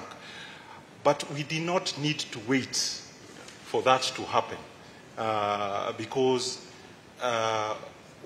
we tend to push things based on politics rather than policy and situations. That has had a negative impact. The good thing is now they have invited us to the table to have a conversation, and they're proposing reducing it to 5%. Our wish is it goes to 0. Because what has that done? If you look at the growth of the manufacturing sector in the region, the manufacturing sector in Kenya grew by 2.8. Manufacturing sector in Tanzania grew by 8.3%. So many industries would rather go and set up in Tanzania and then come and export in Kenya. So there are decisions that we've taken. If we listened to each other, we would not be where we are. My last point is just to paint a red flag, and it's a conversation in terms of the budgetary allocation that we need to consider in regards to power. In power, we are looking at two things. We are looking at the cost of power, but we are also looking at the reliability of power. As we stand, in terms of geothermal, we are now at 94% usage. So we are only about 6%, then we will start having blackouts. Reliance on hydro, it depends on the rain. If the weather changes and we have a dry season, we are going to have blackouts in this country and in the region. There was a suspension of power purchase agreements in this country by the Senate, I think it's the Senate or the Parliament, and they need to have a consideration so that we have new players coming in to supply, to build stations and supply more power, because we are likely to have another danger point in terms of power. Thanks. Thank you. Tobias is telling us we have a residual capacity problem in the energy sector where our peak demand always overshoots. Fred Omondi, close it for us. Yeah, thanks. So mine is two things. One, obviously, the need for clear policy and policy stability, I think, cannot be overemphasized. And it's good that the policymakers are listening. So we appreciate that. I think what needs to happen is get somebody to put together all the great ideas that the various stakeholders are bringing forward, and then agree on what is the way forward. Because every year we keep engaging, whether it's with Treasury, whether it's with Parliament, and so I don't think it's the lack of ideas, but maybe agreeing on what is the most appropriate way for for the country as a whole, like you said, not for specific interest groups. So that's one. Two, Edna spoke about corporates. Maybe I'm going to speak about another forgotten constituency, and I think that's, the formal wage earners. So a lot of our tax policy, yes, it may be well-intentioned, but it keeps, increasing the burden of for example, those informal employment. So when you talk about the new levies, when you talk about the higher, tax bands, although of course the target is a wider constituency, but we know that because of the current practices, the impact tends to be heavier on those informal employment. So my call is to look at more innovative ways in which we can, collect the same revenue, but from a wider base. And we know our, informal sector is quite large. So let's engage around those creative ways rather than always defaulting back to, those in the payroll or those in the formal sector or corporates, as Edna has spoken about. So that would be my take. Let's appreciate this panel. Thank you very much. Edna from ISPAC, Pedro Mondi from Deloitte, and Tobias Alando coming from the Association of Manufacturers. Please let's rise and take a photo here, and then we shall usher in the next panel.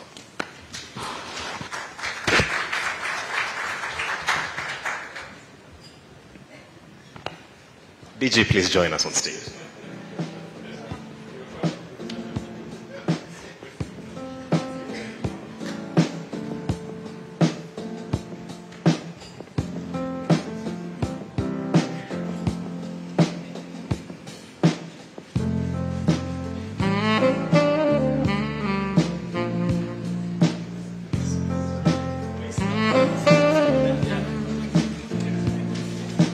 Thank you very much. Shall we usher our panelists back to their seats? Thank you, DG, for being part of it, and thank you for Kwame for joining us. That panel discussion was policy-centric, as you figured out, and it was designed as such. DG, thank you for honoring my request to stay along and answering the questions. I'd like us to transition to the next one. I know we have to release you, DG. Thank you very much for joining us this morning. Our next panel is sector-focused. So the first one was policy-focused. The second one is sector-focused. And I'd like to call on stage Mr. Rashid Kalani, Chief Executive Officer at Aga Khan. Let's appreciate him as he makes his way here. Wamboi Mbarire, Chief Executive Officer of RETRAC. Please join us. The umbrella body for retailers. Join us on stage. Let's appreciate her as she makes her way. And Alexander Reethy, Head of Programs. Please join us on stage. We kick off our discussion. Karibuni sana. Let's take our seats. Wamboi, welcome. Alexander, please take your seat. Karibu sana. Yes, DG, I was going to tell you you're making noise for us, man. Thank you very much, ladies and gentlemen. We have had the macro level, the policy developments, the proposals around finance bill, expenditure and estimates. Now I want to talk about specific sectors. And let me start with Mr. Rashid, because you come from healthcare. We have seen the proposals around the budget allocation. We are in the process of trying to scale up UHC, universal healthcare coverage. What's your general sentiment around what the proposal you're seeing for FY 25-26? Good morning, and thanks for having me.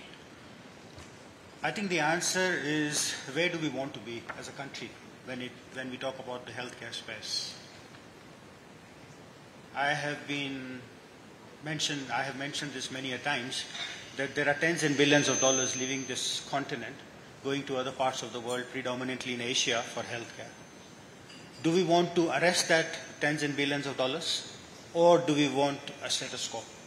If we want to arrest the capital flight, if we want to keep our populations in the country, then we have to expand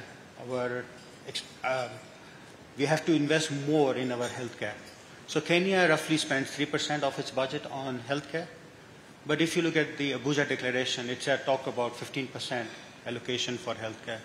If you look at regional countries and countries which are actually doing well in healthcare space, for example, Turkey spends 11% of its budget on health. If you look at South Africa, they spend 12 to 13% of their budget on health.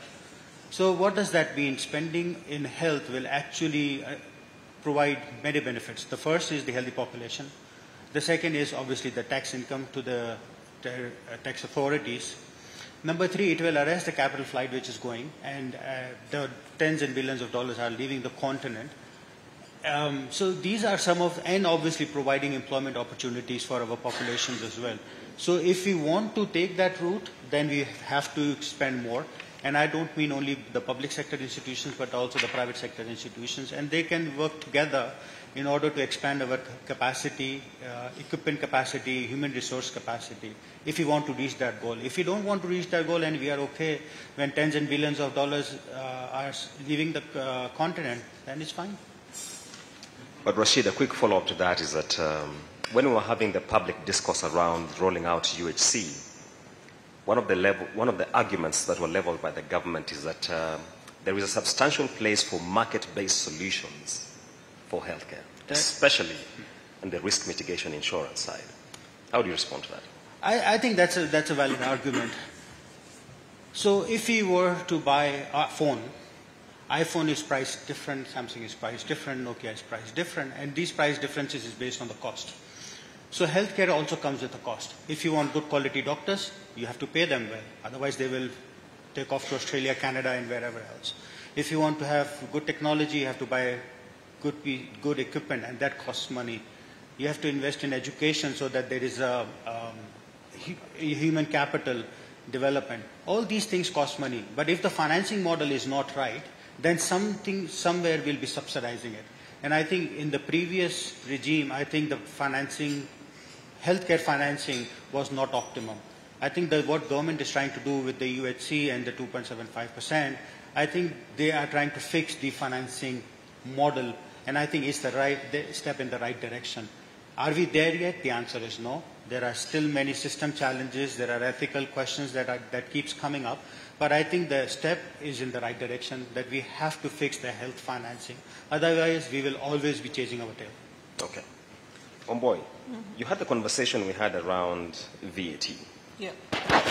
You sit on the side which looks at our spending on a day-to-day basis, retailers. Are you worried by those proposals? Sorry.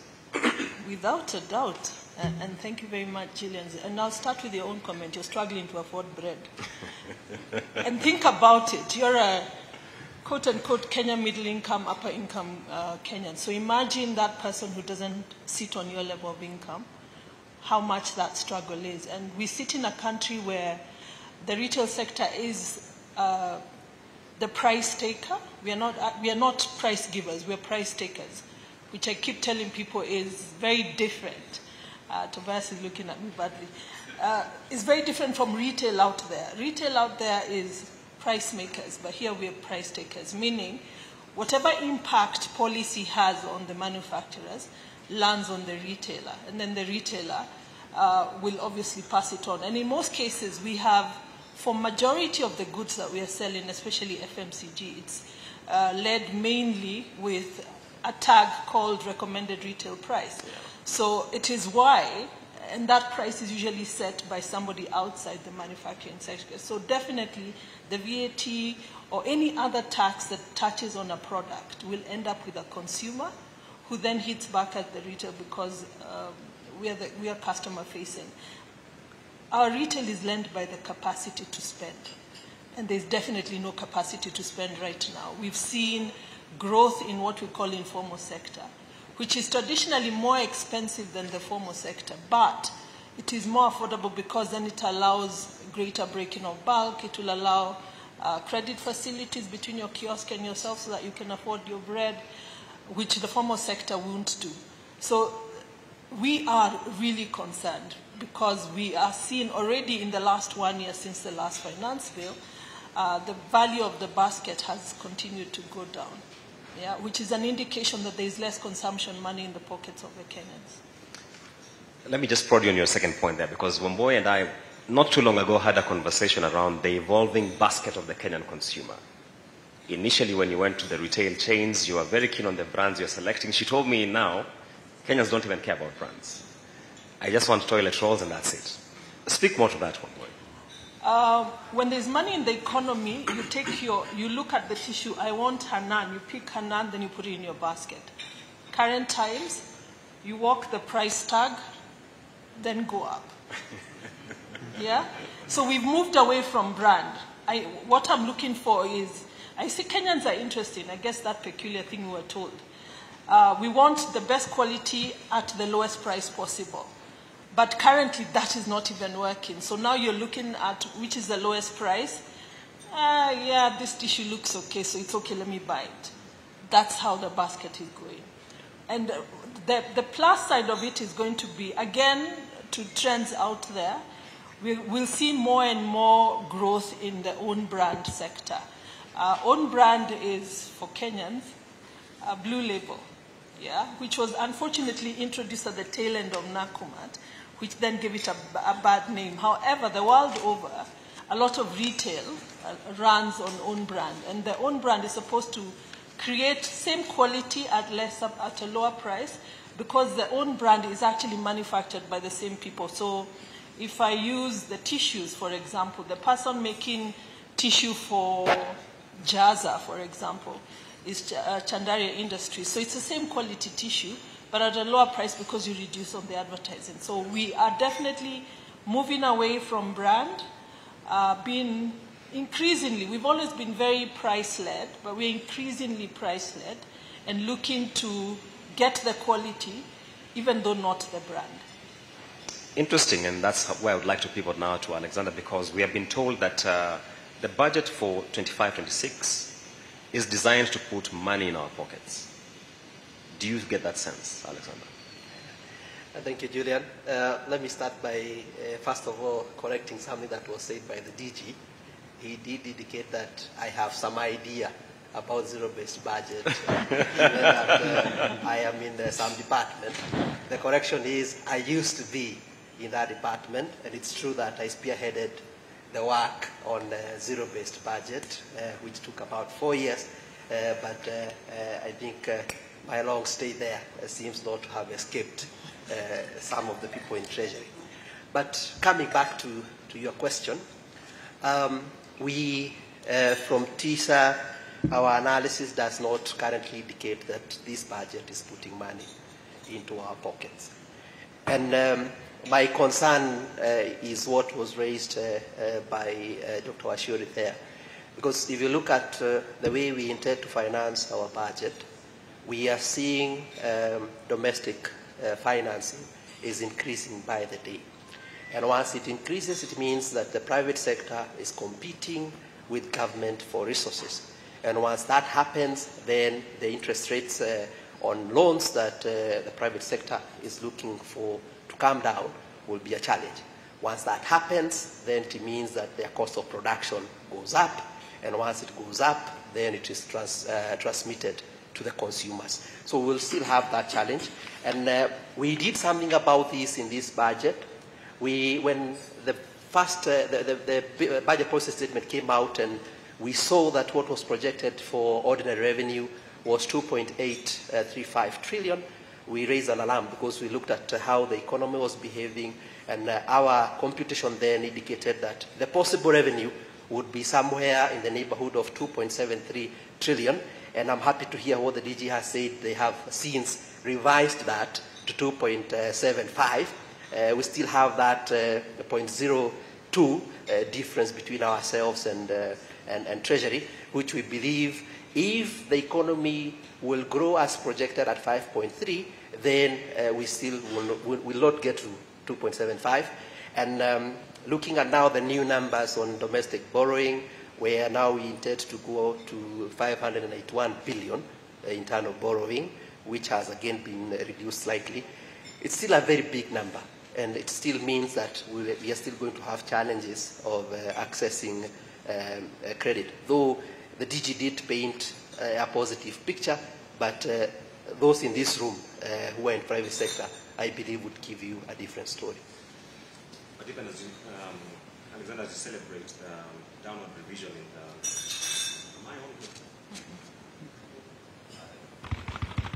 As you celebrate the downward revision in the revenue projection, the question that I have for Treasury is this. If you're targeting 2.75 T in ordinary revenue, and your finance bill, by your own projection, will only raise maximum 35B, shouldn't you revise your expenditure further downward? Yes, that is my point. In fact, in our view, a conservative good number would be a number not exceeding 2.6 trillion. Because if in supplementary 2 we had revised downwards our numbers to 2.58, and we've not come to the end of the financial year, and the DG has already told us that we expect supplementary 3 is likely to revise those numbers downwards, then it means that this financial year's ordinary revenue is likely to be somewhere below 2.5, which could be 2.4 or a number lower. So meaning, if our economy will grow at the 5.3% that is projected in the BPS, which I am also a bit skeptical, then the 2.75 is still way higher by close to 200 billion, which we will not achieve. And once we get there, we are likely now to find ourselves in the same situation next year, where we have to use supplementary budgets to reduce our expenditures, or we will have an increase in our borrowing. I've just read the paper this morning, and the numbers from Treasury are indicating that our debt has now crossed the 11.3 trillion mark. This is driven largely by domestic borrowing. And if we continue in this course, then we will still have a problem. And what we are told in this budget that we want to put more money into the pocket of Kenyans may not be true. In fact, if our manufacturing sector and the private sector is struggling, then you do not expect the ordinary citizen to enjoy. Wamboy, I've seen you nodding your head when he says it will not put money in our pockets. Yeah, it won't. I was thinking about the Business Daily headline. And it says something about people are now using their fridges and cars, their fridges and TVs as security. What does that say? Really, what does that say? That we are down to our basics to trying to fill our gaps. Yeah, we are down to our basics to try and my thoughts are all over the place, so allow me to just say this one. When we're talking about how government is spending money, it hit me as I was sitting there. I remembered a private sector engagement with Parliament within Nairobi, and the guest of honor, shall I say an MP, arrived in a chopper. And I asked myself, now to the DG's, statement, he acknowledges government cannot call itself to order. And my ask would be, in that situation, private sector should have said something. Yeah? Park that one. So the reason I'm shaking my head is we have a lot of promises. I mean, somebody asked me, do you get value from these meetings we do in these sittings? And really my response is, we do a lot of talking, but there is never actual implementation of it. I mean, we are not devoid of policies, good policies as a country, but the implementation of those policies, is there political goodwill? Because truly, that's all it requires. I think we are stuck in a country where politics says and politics does. Not policy. It doesn't matter how often we engage to say what should be done, because without a doubt, government does know. And the DG in his speak, you can hear he knows what needs to be done, but it's not being done. So definitely no money coming to your pocket. Definitely. In fact, one of my questions would have been to him, because we're using digital technology to increase collections. Without a doubt, that is going to increase collections. But will it increase service provision, or will it increase expenditure? Will we have more choppers landing left, right, and center? Because what are the chances that that bill was not attached to some budget line? Yeah. It wasn't from his pocket. So I definitely do not see more money in our pocket. I definitely don't. I don't think there's political goodwill to ensure that happens. I think we tick many boxes, but that's all we do. Yeah. So really, honest conversations from private sector itself, amongst itself, from government amongst itself, good luck with that. But can we, as private sector, have an honest conversation with ourselves so that we're able to then call out government when we should, and really put that money into Kenyans' pockets? I know Rashid wants to jump in there. And as you come in with your thoughts on that, one of the biggest funding shocks that the health sector experienced in the recent past is the rationalization of funding via USA. And what USA did, what Trump did rather, was to trigger, because now we have seen the United Kingdom rationalizing donor funding. We have seen the same coming from the Dutch government. If you look at supplementary budgets too, the State Department for Medical Services had some cuts, courtesy of the rationalized donor funding. Rashid, just how bad is the situation, or rather how intense is it? And looking into 25-26, what would this mean? The situation is tense and it's going to get worse. In my remarks, I said that Kenya is spending 3% of its annual budget on health against the target of 15. And if the funding from the international partners also go down, that creates a huge gap for our country. So what do we do? What choices do we have? I think the only choice we have, and my colleague said, cut down on our recurrent expenditure. It's simple. 71% of our budget goes in the recurrent expenditure, in paying salaries and pensions and debt servicing. And only 29% or 30% then goes into the development funding. And when the tax revenues are overestimated, like Alexander said, then what is going to cut? We are not going to cut people's salaries. We are not going to cut people's pensions. We cannot run away from debt financing. The only thing that will cut is the development expenditure. So the 3% which is allocated to the health will actually go down further. Whatever has been allocated for education will go down further. Whatever has been allocated for infrastructure will go down further. So we have not been realistic in managing or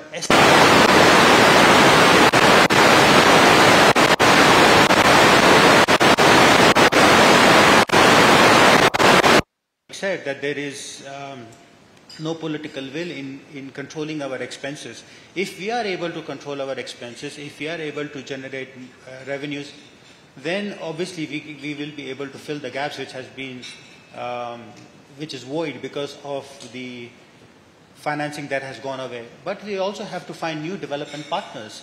I think USAID was not the only one. There are other development partners. We should look towards development partners.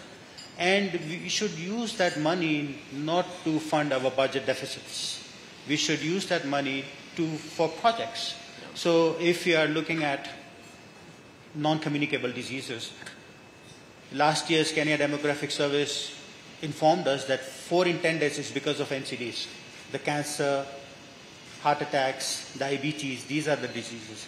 So why don't we say that we are going to tackle women cancer, breast cancer, cervical cancer. We are going to tackle prostate cancer for men. And those are project-based, or we are going to do vaccination campaigns and use that money from the development partners on those projects. What has happened, sadly, that we have taken the money from development partners and we have used that to fund our budget deficits. Because we have not been able to control our deficits, our recurrent expenditures. And we have not been able to achieve our revenue targets as well, because of the policies as the panel before and the colleagues said. But Rashid, I have a challenge for you, because if you read Kenya's, you've talked about the need to rationalize recurrent spending. If you read the PFM Act, the first and mandatory obligations by way of payments. The first is debt service. The second is pension liabilities. And someone at Treasury once asked me, whenever we call for comments, why don't we have people saying, maybe healthcare should also be part of that priority requirement, because it needs an amendment to the PFM Act. I think that's a valid argument. Going back to, I'll just digress a bit. The debt servicing happening is because of some of the projects. There were some white elephant projects as well. Are we doing the audit of those projects? The monies that we took, the loans that we took for those projects, are we getting the returns on that as well? And if not, then what is the accountability? Right? The debt is now 11 trillion, you said? 11.3 trillion. So we don't, obviously that 11.3 trillion is not just fizzled out, it's not in thin air, they were on the project, so where is the rate of return?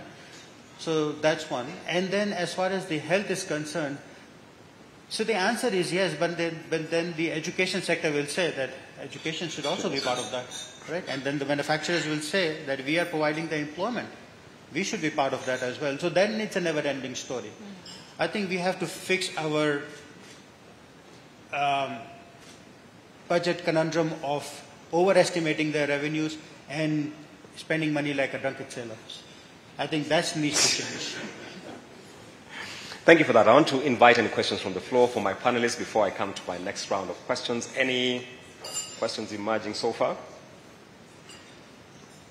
We've talked health, retail, and the macro level. There's a hand at the back. Please introduce yourself and shoot your question. Good morning. My name is Mwenda Kimari from Minet Kenya Insurance. My question is to Bwana Rashid. There's the ghost in the shell is healthcare in terms of Kenya's economy, because I think only 3 out of 10 Kenyans have health insurance. Most Kenyans pay out of pocket. Medical inflation is increasing. I think one of the top economic shocks Kenyans face is health shocks. So from a supply side, as a health facility, one of the biggest, what can we do in collaboration to at least ease Kenya's burden on health? Thank you. I think that's... Just a minute before that, there's a similar question online. Let me just read it. And this question is being directed to IEA Kenya. So Kwame, you can help me take this. What is the optimal solution for healthcare financing? Because we seem to be groping in the dark. So you go first, then Kwame next. I think that's a very important question. Because we are discussing budget, demand and supply plays a huge role. When there is very limited supply and high demand, what happens to the pricing? The prices goes up. And I'll give you a few stats. According to WHO, they recommend we should have 1 neurologist for 100,000. So we need 550 neurologists in the country. How many do we have? 37. European Society of Medical Oncologists, people who deals with cancer, they recommend 1 medical oncologist for 100,000 people. How many oncologists do we need? 550. How many do we have? 20. As per WHO recommendations, we need 275 neurosurgeons. How many do we have? Less than 50. The disease for kidney diseases has increased significantly. As per the recommendations of WHO, we need 300 nephrologists, people who deal with kidney diseases. How many do we have? 41. So I think that is the answer to the question. And I'll take a step further. We have, and everyone is to be blamed, I guess, we have made the health a political agenda. The counties, when they get the money, they want to invest in fancy buildings. They want to cut the ribbons, they want to invite cameramen. Oh, there is a new building, beautiful building, there is a new MRI machine, there is a new this machine. Anyone can, with the money, can build beautiful buildings. But what happens inside the building, that's what matters. Buildings don't treat you, doctors treat you. Do we have enough doctors? I just shared 5 or 6 stats. No, we don't. Are we spending enough on doctors? And if you look at the doctors that I did mention, the specialists that we have, they are also mostly in urban areas. You will find them in Nairobi, you will find them in Mombasa, you will find them in Eldoret or a couple of other places. But what about the other counties? They have beautiful, shiny buildings, but do they have the doctors? And if they don't have the doctors, why we don't have the doctors? And there are multiple reasons for it. First, we are not training specialists enough. People go to Canada, people go to the UK, people go to the Germany, and 7 out of 10 times they don't come back. Brain drain. The other reasons is that we want to spend money on buildings rather than on people. The third reason is, are we paying the doctors well? If a nephrologist, hypothetically speaking, can live in Nairobi and earn $1 million shilling, are we paying a nephrologist to go to a county in Garissa and pay $1 million shillings? And if we are not, then why are we fooling ourselves? I think the huge divide between urban and rural, and there is a huge gap in our aspirations and the money that is available to us, and our priorities. Rather than spending on human capacity, we are spending on buildings and equipment. I think that's where we are going wrong. Kwame, can I have a microphone, please, to Kwame here?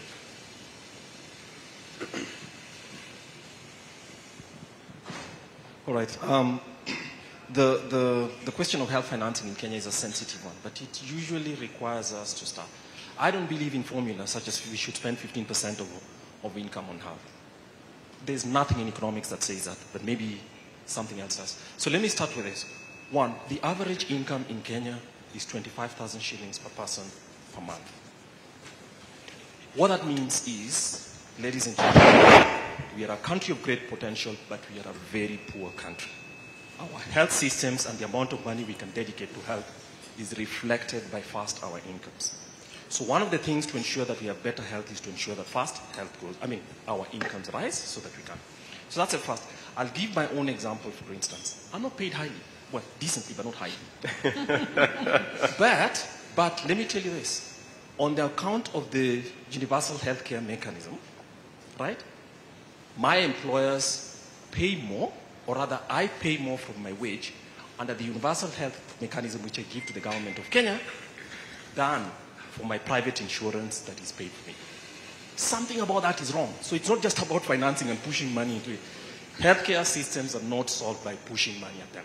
Yeah. The third thing is, look, if you look at what makes Kenyans ill, which is what I want to concentrate on, 30% of hospital beds across the country are occupied by people who are suffering malaria or general infections. So it means our financing for health should focus on a preventive approach. Give people water so that we don't have cholera in Nairobi and people occupy that. So I'm not too sure that we should be fixated with things such as let's spend 15%. Now, some people have a reason for that. And if you're on the supply side, the more people spend on health, the better for you. But we have to be very, very careful about how we design the health system. What we have, you can call it the universal health system or whatever it is not fit for purpose. And then finally, speaking about development, the split between development and recurrent. Look, health services are provided by doctors, nurses, and health workers. It means it is a service-led thing, which means you have to pay wages for somebody to be there to treat a child.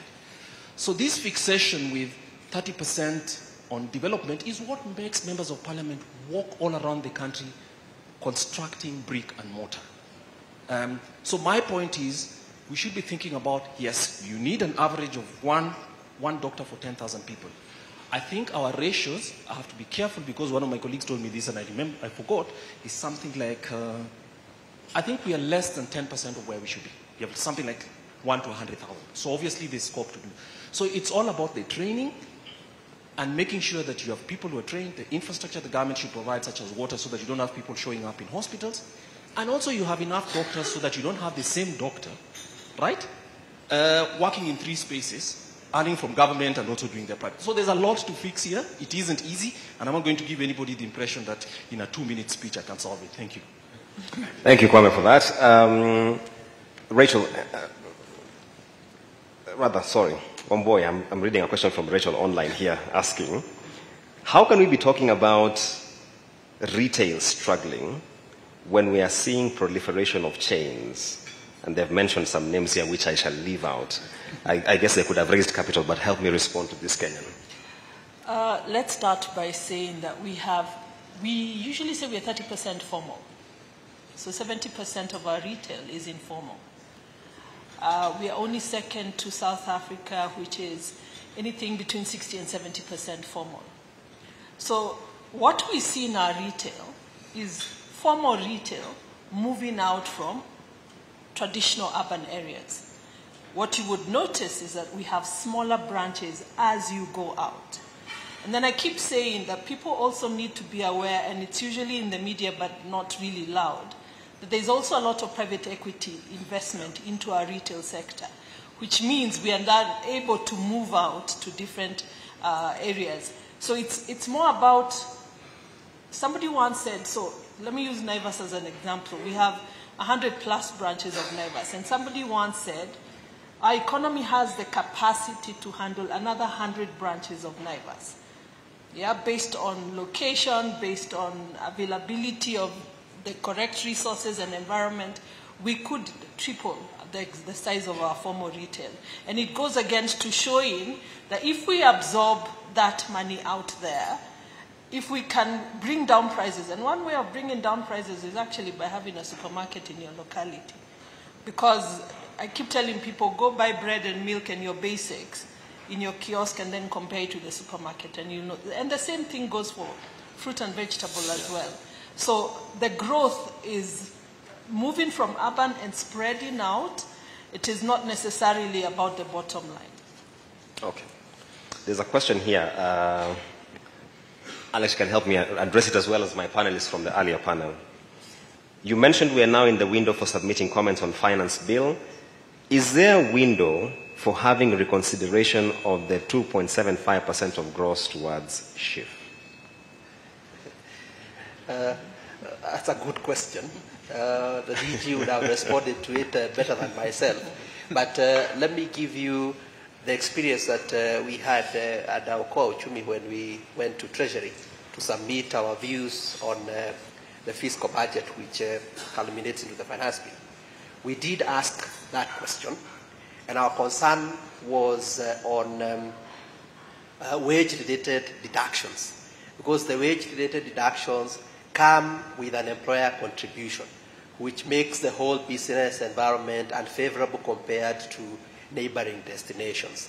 And we asked about, we have in our submission, we had something about reducing the wage-related deductions and taxes and levies. And the explanation we got at that time is that for housing levy, for SHA and the like, we needed to have a discussion with the responsible ministries. The Treasury this time round was looking at tax-related amendments, and if you look at the finance bill this time round, you won't see anything touching on housing levy, on SHA, or on NSSF deductions, as we've seen in previous finance bills. So I think there has been a shift in terms of how this omnibus quarter finance bill is developed to try and drop the other provisions that are provided for in other mother laws, to just concentrate on issues that are based on tax law. And in our reading of the finance bill this time round, you will find that those periphery legislations that touch on issues like the ones I've explained, you will not see them in the current finance bill. So what I don't know is whether, given that now it has left Treasury, and now our submissions are to Parliament, and we hope that as we go to make now our oral submissions to Parliament, these are issues that we can raise with Parliament, because on the floor of the House, the National Assembly can come up with an amendment. Even a private member can come up with an amendment that is touching on these laws. But I am not very hopeful, looking at what we have seen in the past. Fred Omondi, your take on that question. Please, let me get a mic to Fred here. Yeah, Alex has already poured cold water, so I don't know what value my comment to that. But having said that, yeah, the window is not closed, so obviously changes can happen, you know, either through the submissions we provide to Treasury and when they're coming up with the bill, or even at the parliamentary stage. So in my view, we should keep making those submissions. We shouldn't give up.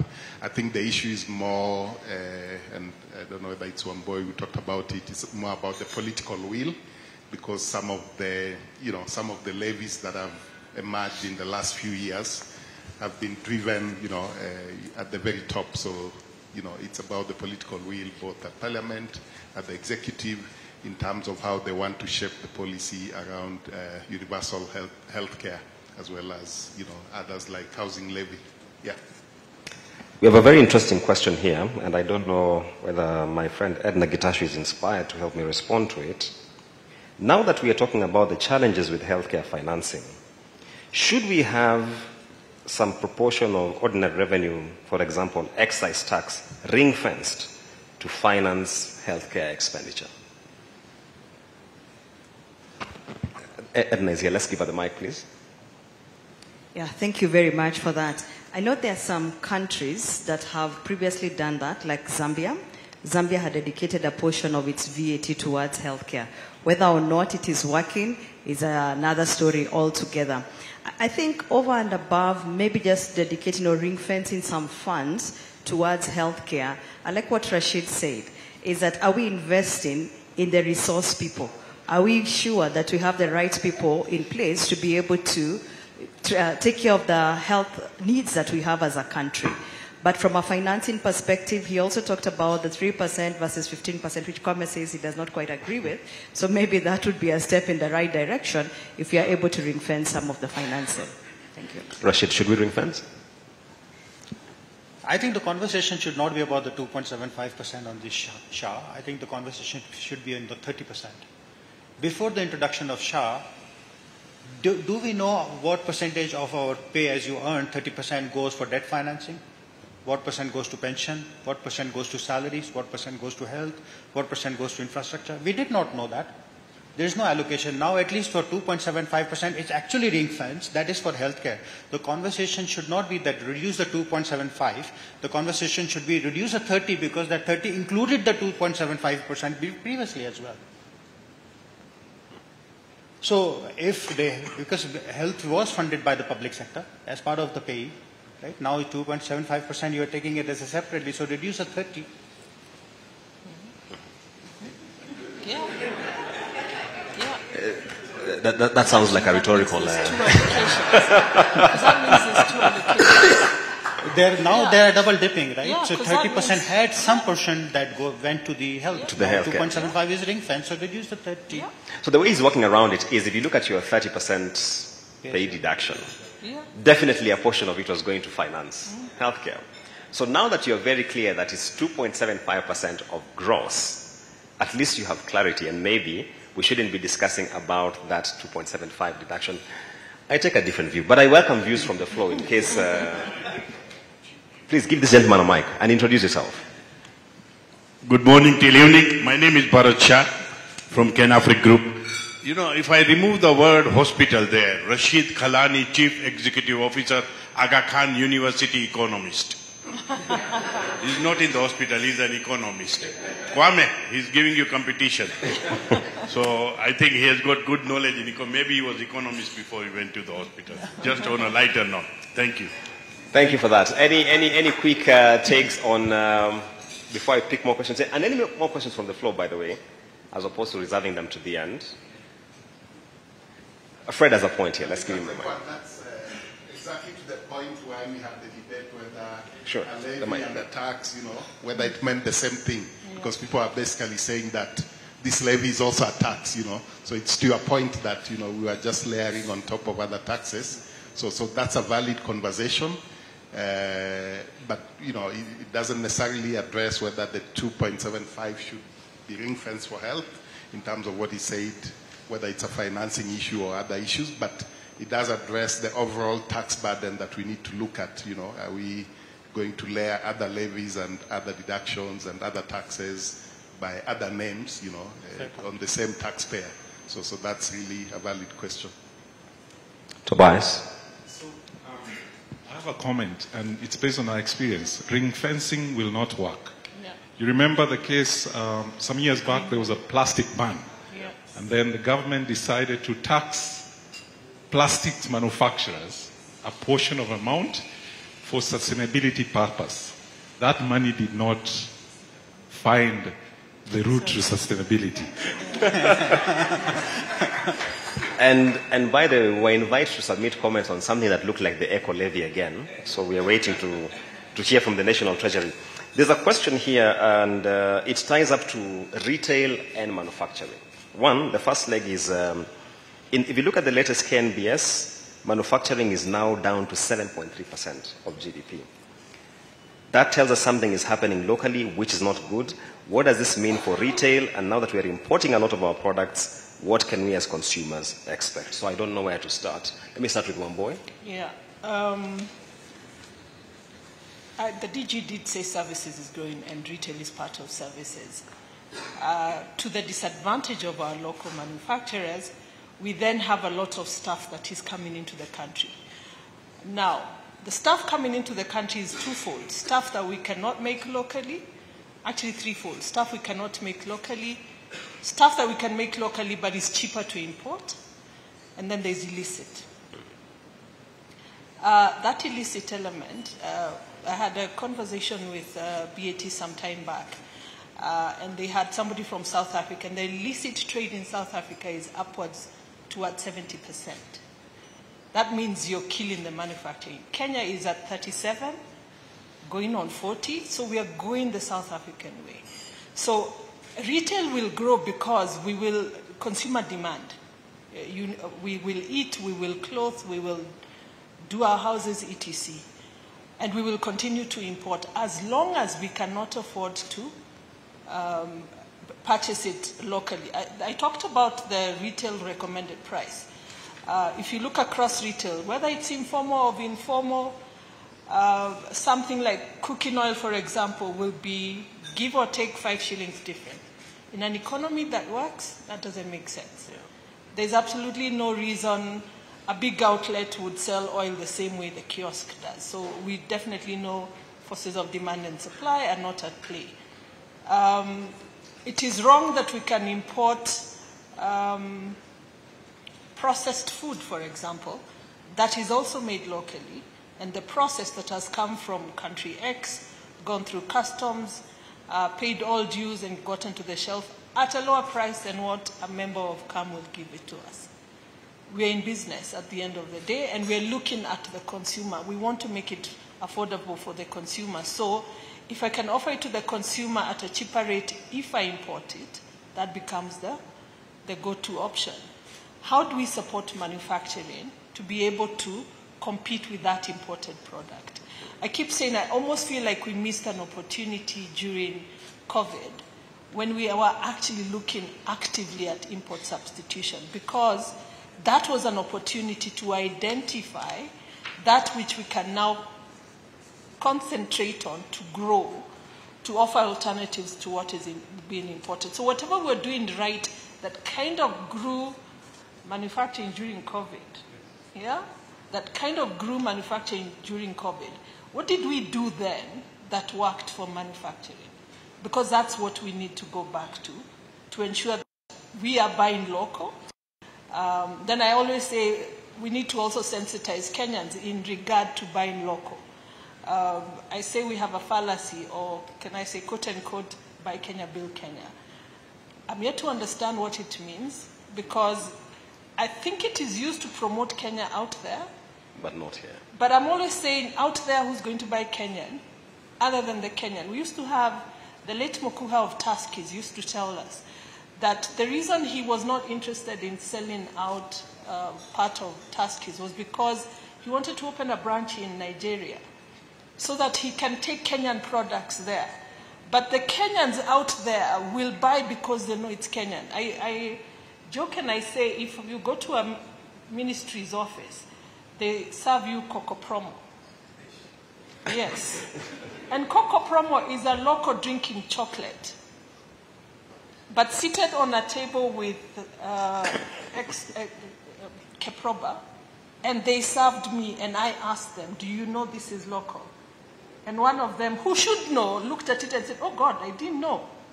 So if a Kenyan doesn't know Kenyan, and a Kenyan is the only one who will buy it off a shelf out there, buy Kenya, build Kenya, going where? Yeah. Yeah. Tobias.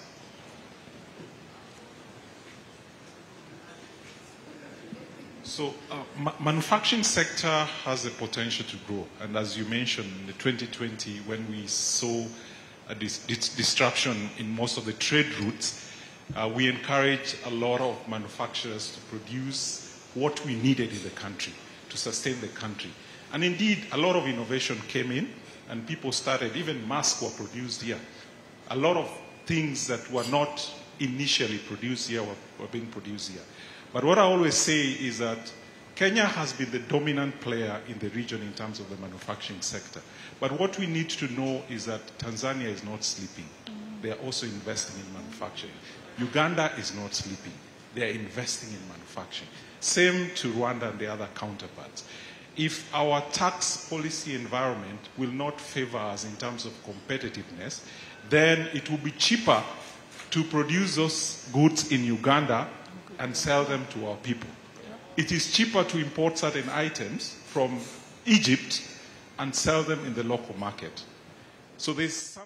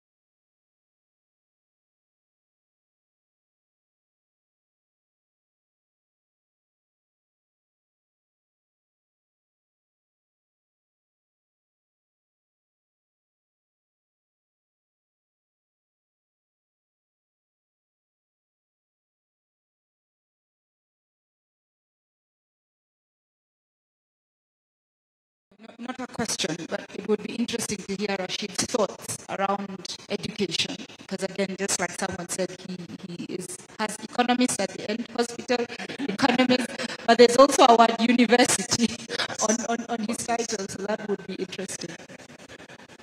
And I agree with the earlier comment. I think a country which cannot value our teachers, I think we are doomed. They are the ones who are responsible for our futures. So how much do we pay our teachers? How we take care of their health will determine our future. So I think the spending in education should not be seen as a spending, it should be seen as an investment in our future. And I think it's the right thing to do. As far as Aga Khan University Hospital is concerned, His Highness the Aga Khan, Prince Karim Aga Khan, our founding chancellor, he made that decision for us 22 years back, that Aga Khan Hospital should not be Aga Khan Hospital. It should be Aga Khan University Hospital. And he inserted a U in our name, and that was for a very important reason. And the reason I just stated in the earlier remarks, that if we are not able to train enough doctors, if we are not able to train enough specialists, then when we need good quality healthcare and specialists, then we will have to go to India or Turkey or Dubai. We don't want to do that. So we have to train locally. I think that's an investment. The hospital that I manage, we spend close to 1.5 billion shillings every year on the university component, the medical college, the school of nursing, the research institutes. So if a private entity is doing it, then obviously government has a larger responsibility of the whole country. There's one final question here before I invite my panelists to give their wrap-up thoughts. And this is a very keen follower of Business Redefined. They are asking, we are submitting comments on finance bill. What are the priority areas we can be guided to focus on? So maybe let me throw that to Fred Omondi and Robert in the house. Essentially, what should we submit? I mean, it can be anything really that affects, business or taxpayers. But looking at this finance bill, like we said, a lot of it focused on cleaning up, some of the existing provisions. But of course, from the debate we had earlier, you can see the issues around VAT, whether it's zero rate, whether it's exempt, whether it's, the issues of refunds, because one of the things the government has focused on is actually managing what they are calling expenditures, including things like refunds. So there's a lot of focus on that. There are issues around ease of tax administration. I mean, like I said, there are a lot of businesses, complaining around some of the systems that are being put in place. So that's one area that we can focus on. There was something which I thought wasn't very good around, there's a requirement for us to, if you have a tax dispute, to be able to pay, the liability, even if you are, appealing that decision. So that's one that could be challenging for many taxpayers who've experienced the huge assessments that you see from the Revenue Authority. I think around employment, we've always advocated for some inflationary adjustments so that you are accommodating, especially people who are on fixed income in terms of not taxing, the inflation when they get the increments every year. But, the tax bands remain fixed. So in effect, your effective tax goes up because we are taxing inflation. So those are some of the areas that we can focus on. I'm sure Edna has a few more. Thank you very much. Fred, you really covered it comprehensively. I just want to reiterate the last point that he made around dispute resolution. So in the previous, I think this must be the third or fourth time, we are having a pay-to-play provision. Every time we go to before the National Assembly, the proposal is thrown out, but I don't know why in the wisdom of the government they want to reintroduce it. So we started off with a percentage of 50%, then we moved to 30% deposit on the amount that is disputed. Now we want 100%. And how that proposal is going to work is that if you lose your dispute before the tax appeals tribunal or at the court level, then the Revenue Authority can institute an agency notice to be able to recover 100% of the amount in dispute, notwithstanding the fact that you stand a 50% chance of winning that case. And when we talk about refunds in this country, refunds are very complicated. So, and there's no interest that is going to be attached to that amount that will be refunded. So I think this is one of the proposals that we should be able to go to Parliament with. Another one that Fred has talked about is around refunds. We have been talking about refunds, and my colleague from Mabati Rolling Mills also talked about refunds. Now we want to increase the timelines for processing of refunds.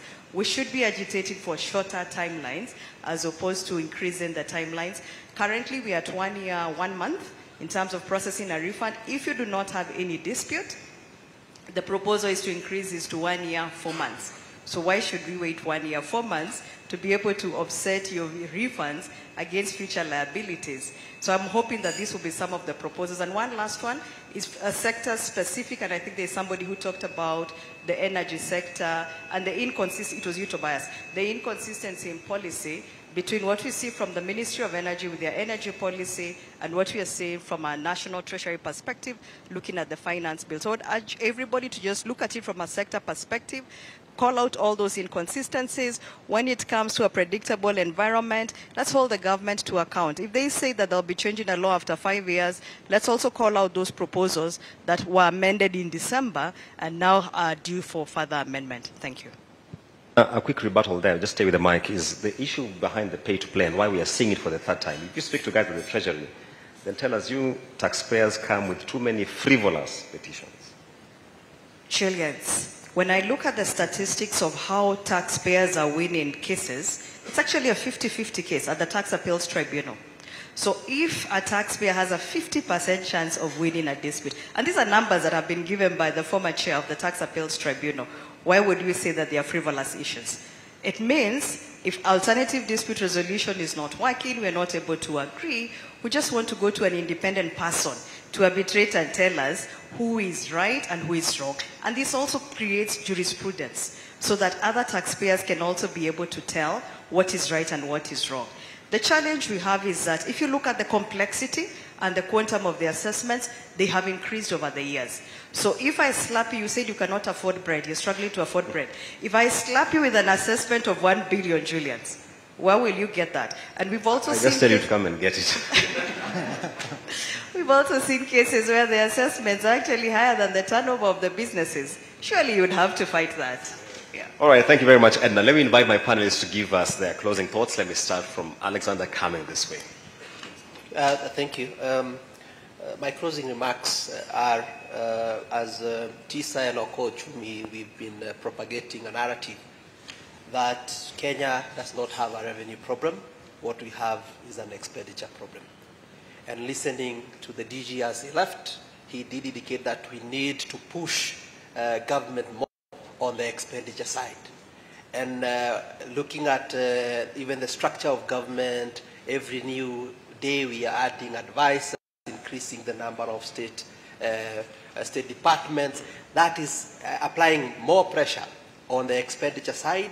And even though our revenues are growing in nominal terms, our expenditures are through the roof, and that is where we need to take our conversation. And in that line, we as a Kochumi, we are working on even the governance diagnostics that the IMF is conducting. We as a civil society organization, we are working on a people's governance diagnostic to ensure that we put some focus on the expenditure side of the budget. And on Thursday, we'll be releasing one of our first documents where we are looking at the advocacy document that we went with to the IMF Springs meeting, and we'll focus more on the expenditure side, and we'll take the advice given by the DG to help government to reduce on their expenditure. Thank you. Wamboi, your closing thoughts. I think it's been said by the experts, Akina Fred and Edna, in very many words. And generally, our domestic revenue is enough to cover our recurring expenditure. If we close off the leakages, if we look into ensuring that we're spending where we should be spending and not taking a chopper to Windsor. I think for me, it's just to emphasize the need for predictability, because that means stability. Yeah. I mean, year on year, we sit in forums for almost 2-3 months discussing what is coming. Every year, I mean, you've just said this is going to be an annual thing for for the nation group, because every year there is tension as in what else is coming. People in manufacturing are waiting for an increase, an obvious increase always on excise tax, for example. And that tax then moves down to manufacturers who then pass it on to retailers who then pass it on to consumers. So we're in this cycle that happens every year, and it poses life for a time. So again, an emphasis on the need for that national tax policy that allows us to know when it's changing and when it is about to happen. And it's not that every year, I mean, our finances are tied almost to our political system, that, you know, nowadays it's 2 years. Every 2 years you start elections, which means nothing is really moving because you do not know what is the lie of the land based on who is speaking now. So to emphasize the need for predictability, especially in our tax policies, in our financial policies, so that we can create a stable economy. Thank you, Mbowe. Rashid. 2 points I would like to make. The first is, I think one of the big problems that we have as a country is our trade deficit. Our imports are more than double than our exports. And if we have to bridge the gap, then we have to invest in people. And one of the sectors which I think which has been not discussed enough is the IT sector. I think that has a huge potential when we talk about machine learning, and we have fantastic human capital. We are very blessed in Kenya that we have good human capital. I think we have to invest in people so that we can bridge the gap between the imports and the exports, and if the trade deficits reduces, I think that then the country will be better off.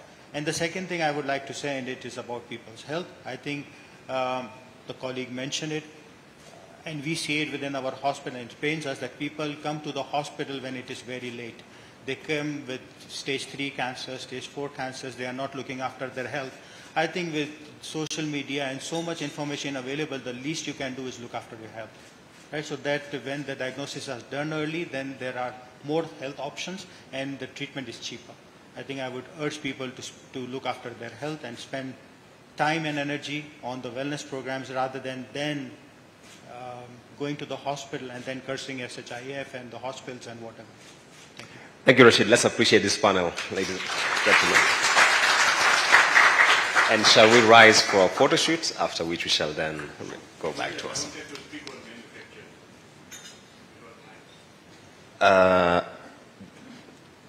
We're really pressed for time. Is it a bullet comment or protracted? I can give you a minute if you can manage. A minute? Yes, just okay. 1 minute. No, I forget, the retract needs to look in the supermarket, the total number of items, how much is imported and how much is local. Let's get that statistics. Kwame, we have budgets.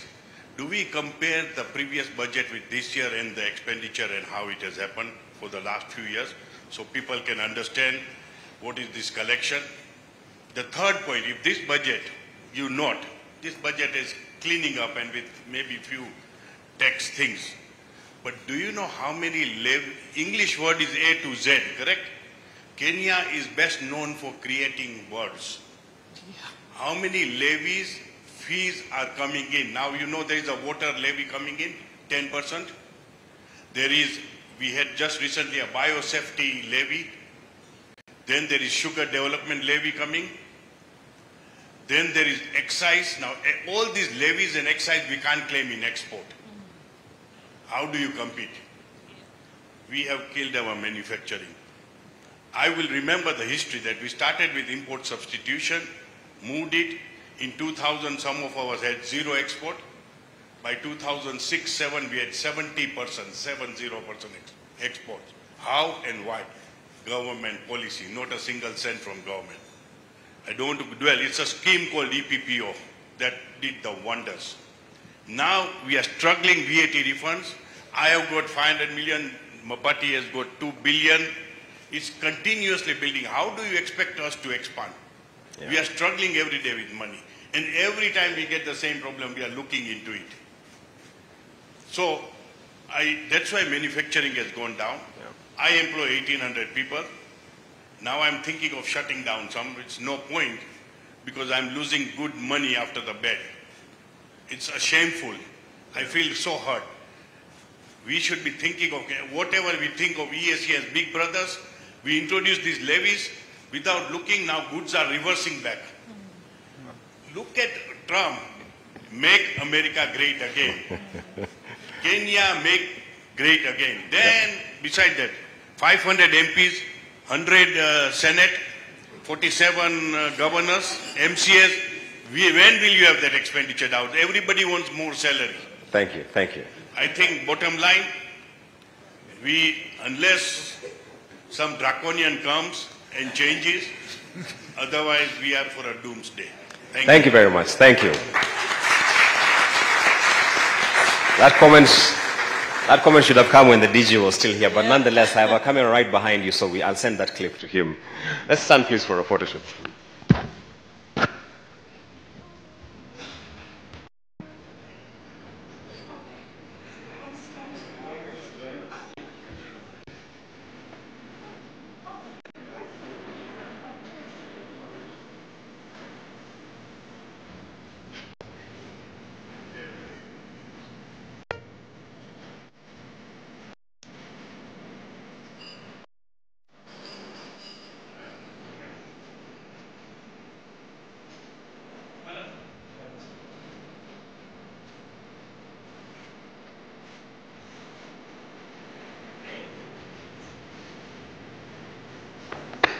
Ladies and gentlemen, at the start of this, I promised you by 11:30 you'd be out of this place. We have about 15 minutes to go. Two quick announcements from me before I invite Monica to give us the closing thoughts. One is that there shall be a QR code. Could I have it displayed on screen, please? That QR code is for us to give our feedback on this. It's actually on the tables, right? The QR code is across the tables. I'm sorry for that. Also there on the screen, please scan it, send us your feedback. As we did indicate, we want to make this an engagement we have twice a year. This one which comes before the budget, and the second one which comes as a post-mortem once the budget, because we need to do a stock take, right? The other one is to thank all our partners for being part of this, for making this possible. You have come through significantly, and we truly appreciate. Let me have the partners board. Oh, it's still behind, I'm sorry.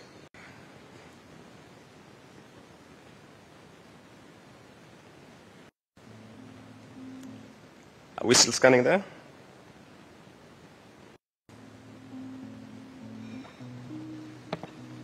Yes. Just to appreciate our partners once more for making this possible for us.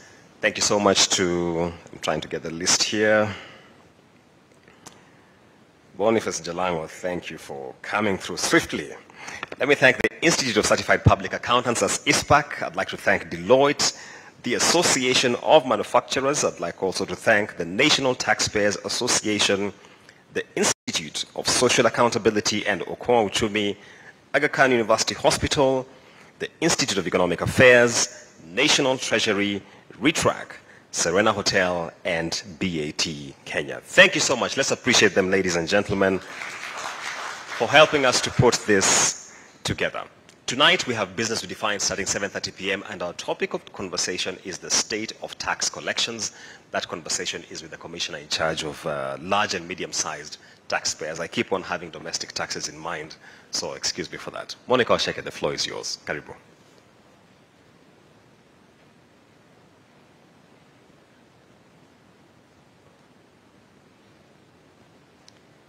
Good morning.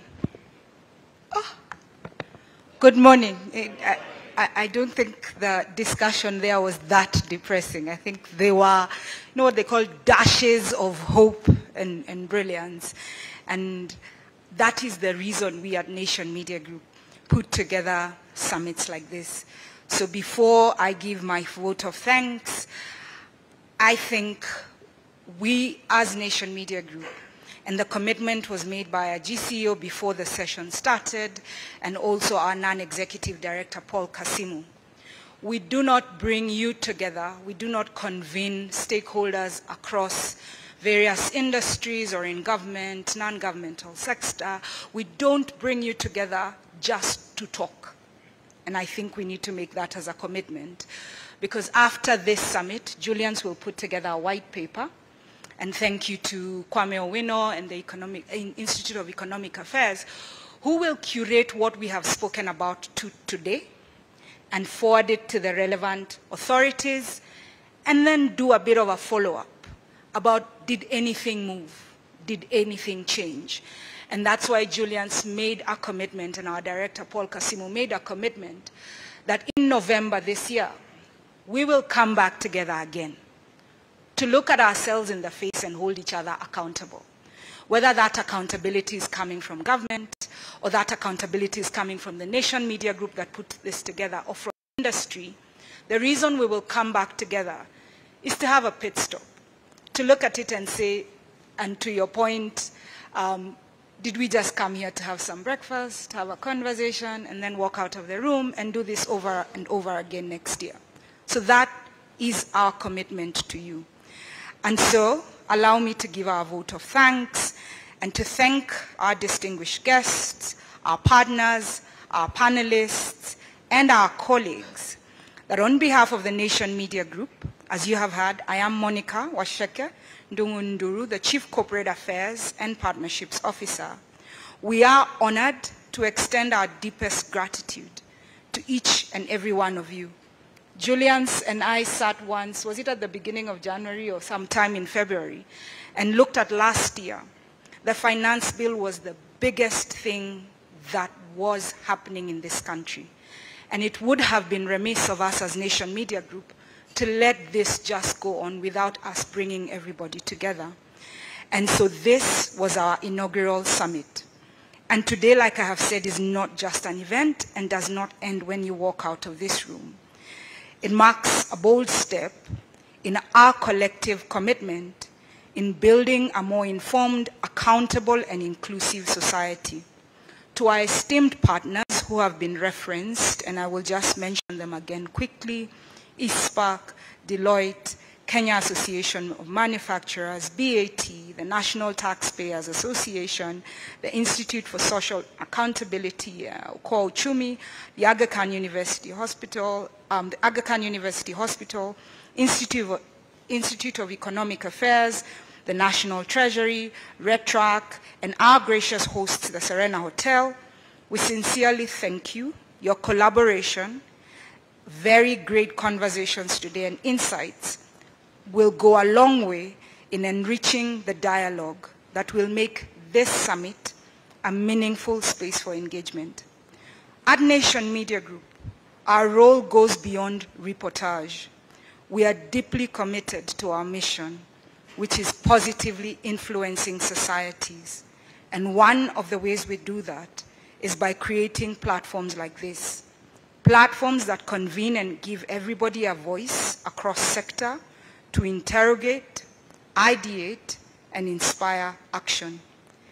Through this summit, we have heard from policymakers, manufacturers, civil society, economists, and even citizenry who have come together to confront hard questions on fiscal responsibility. The numbers in the budget, we did not speak about those numbers. I think they were talked about enough by the Director General.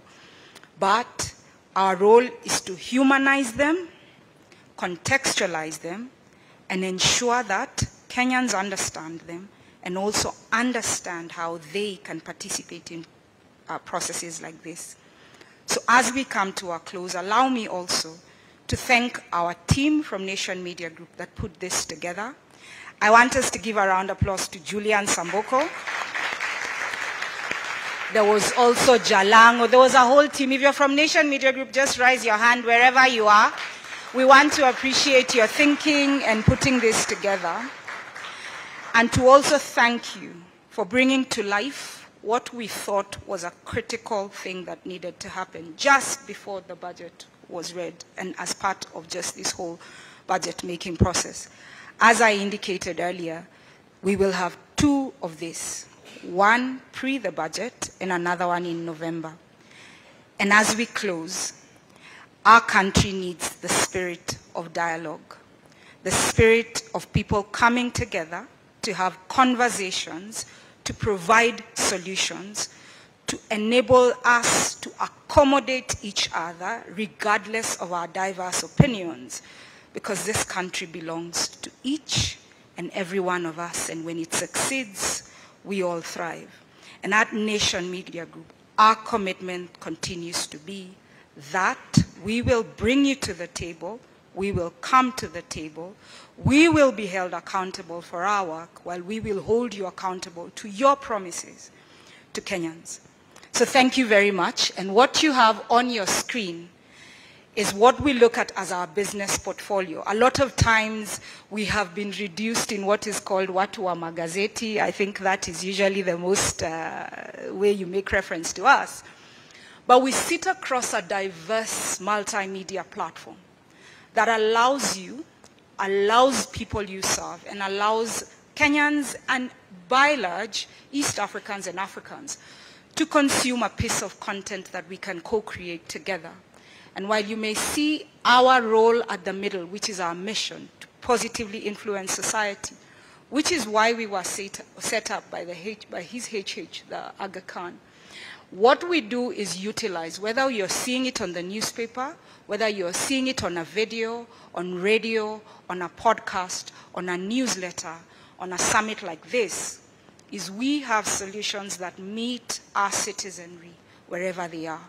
And our call to you is to partner. Not just, a lot of times, yes, we'll come to you as commercial partners, but we also want you to be our knowledge partners.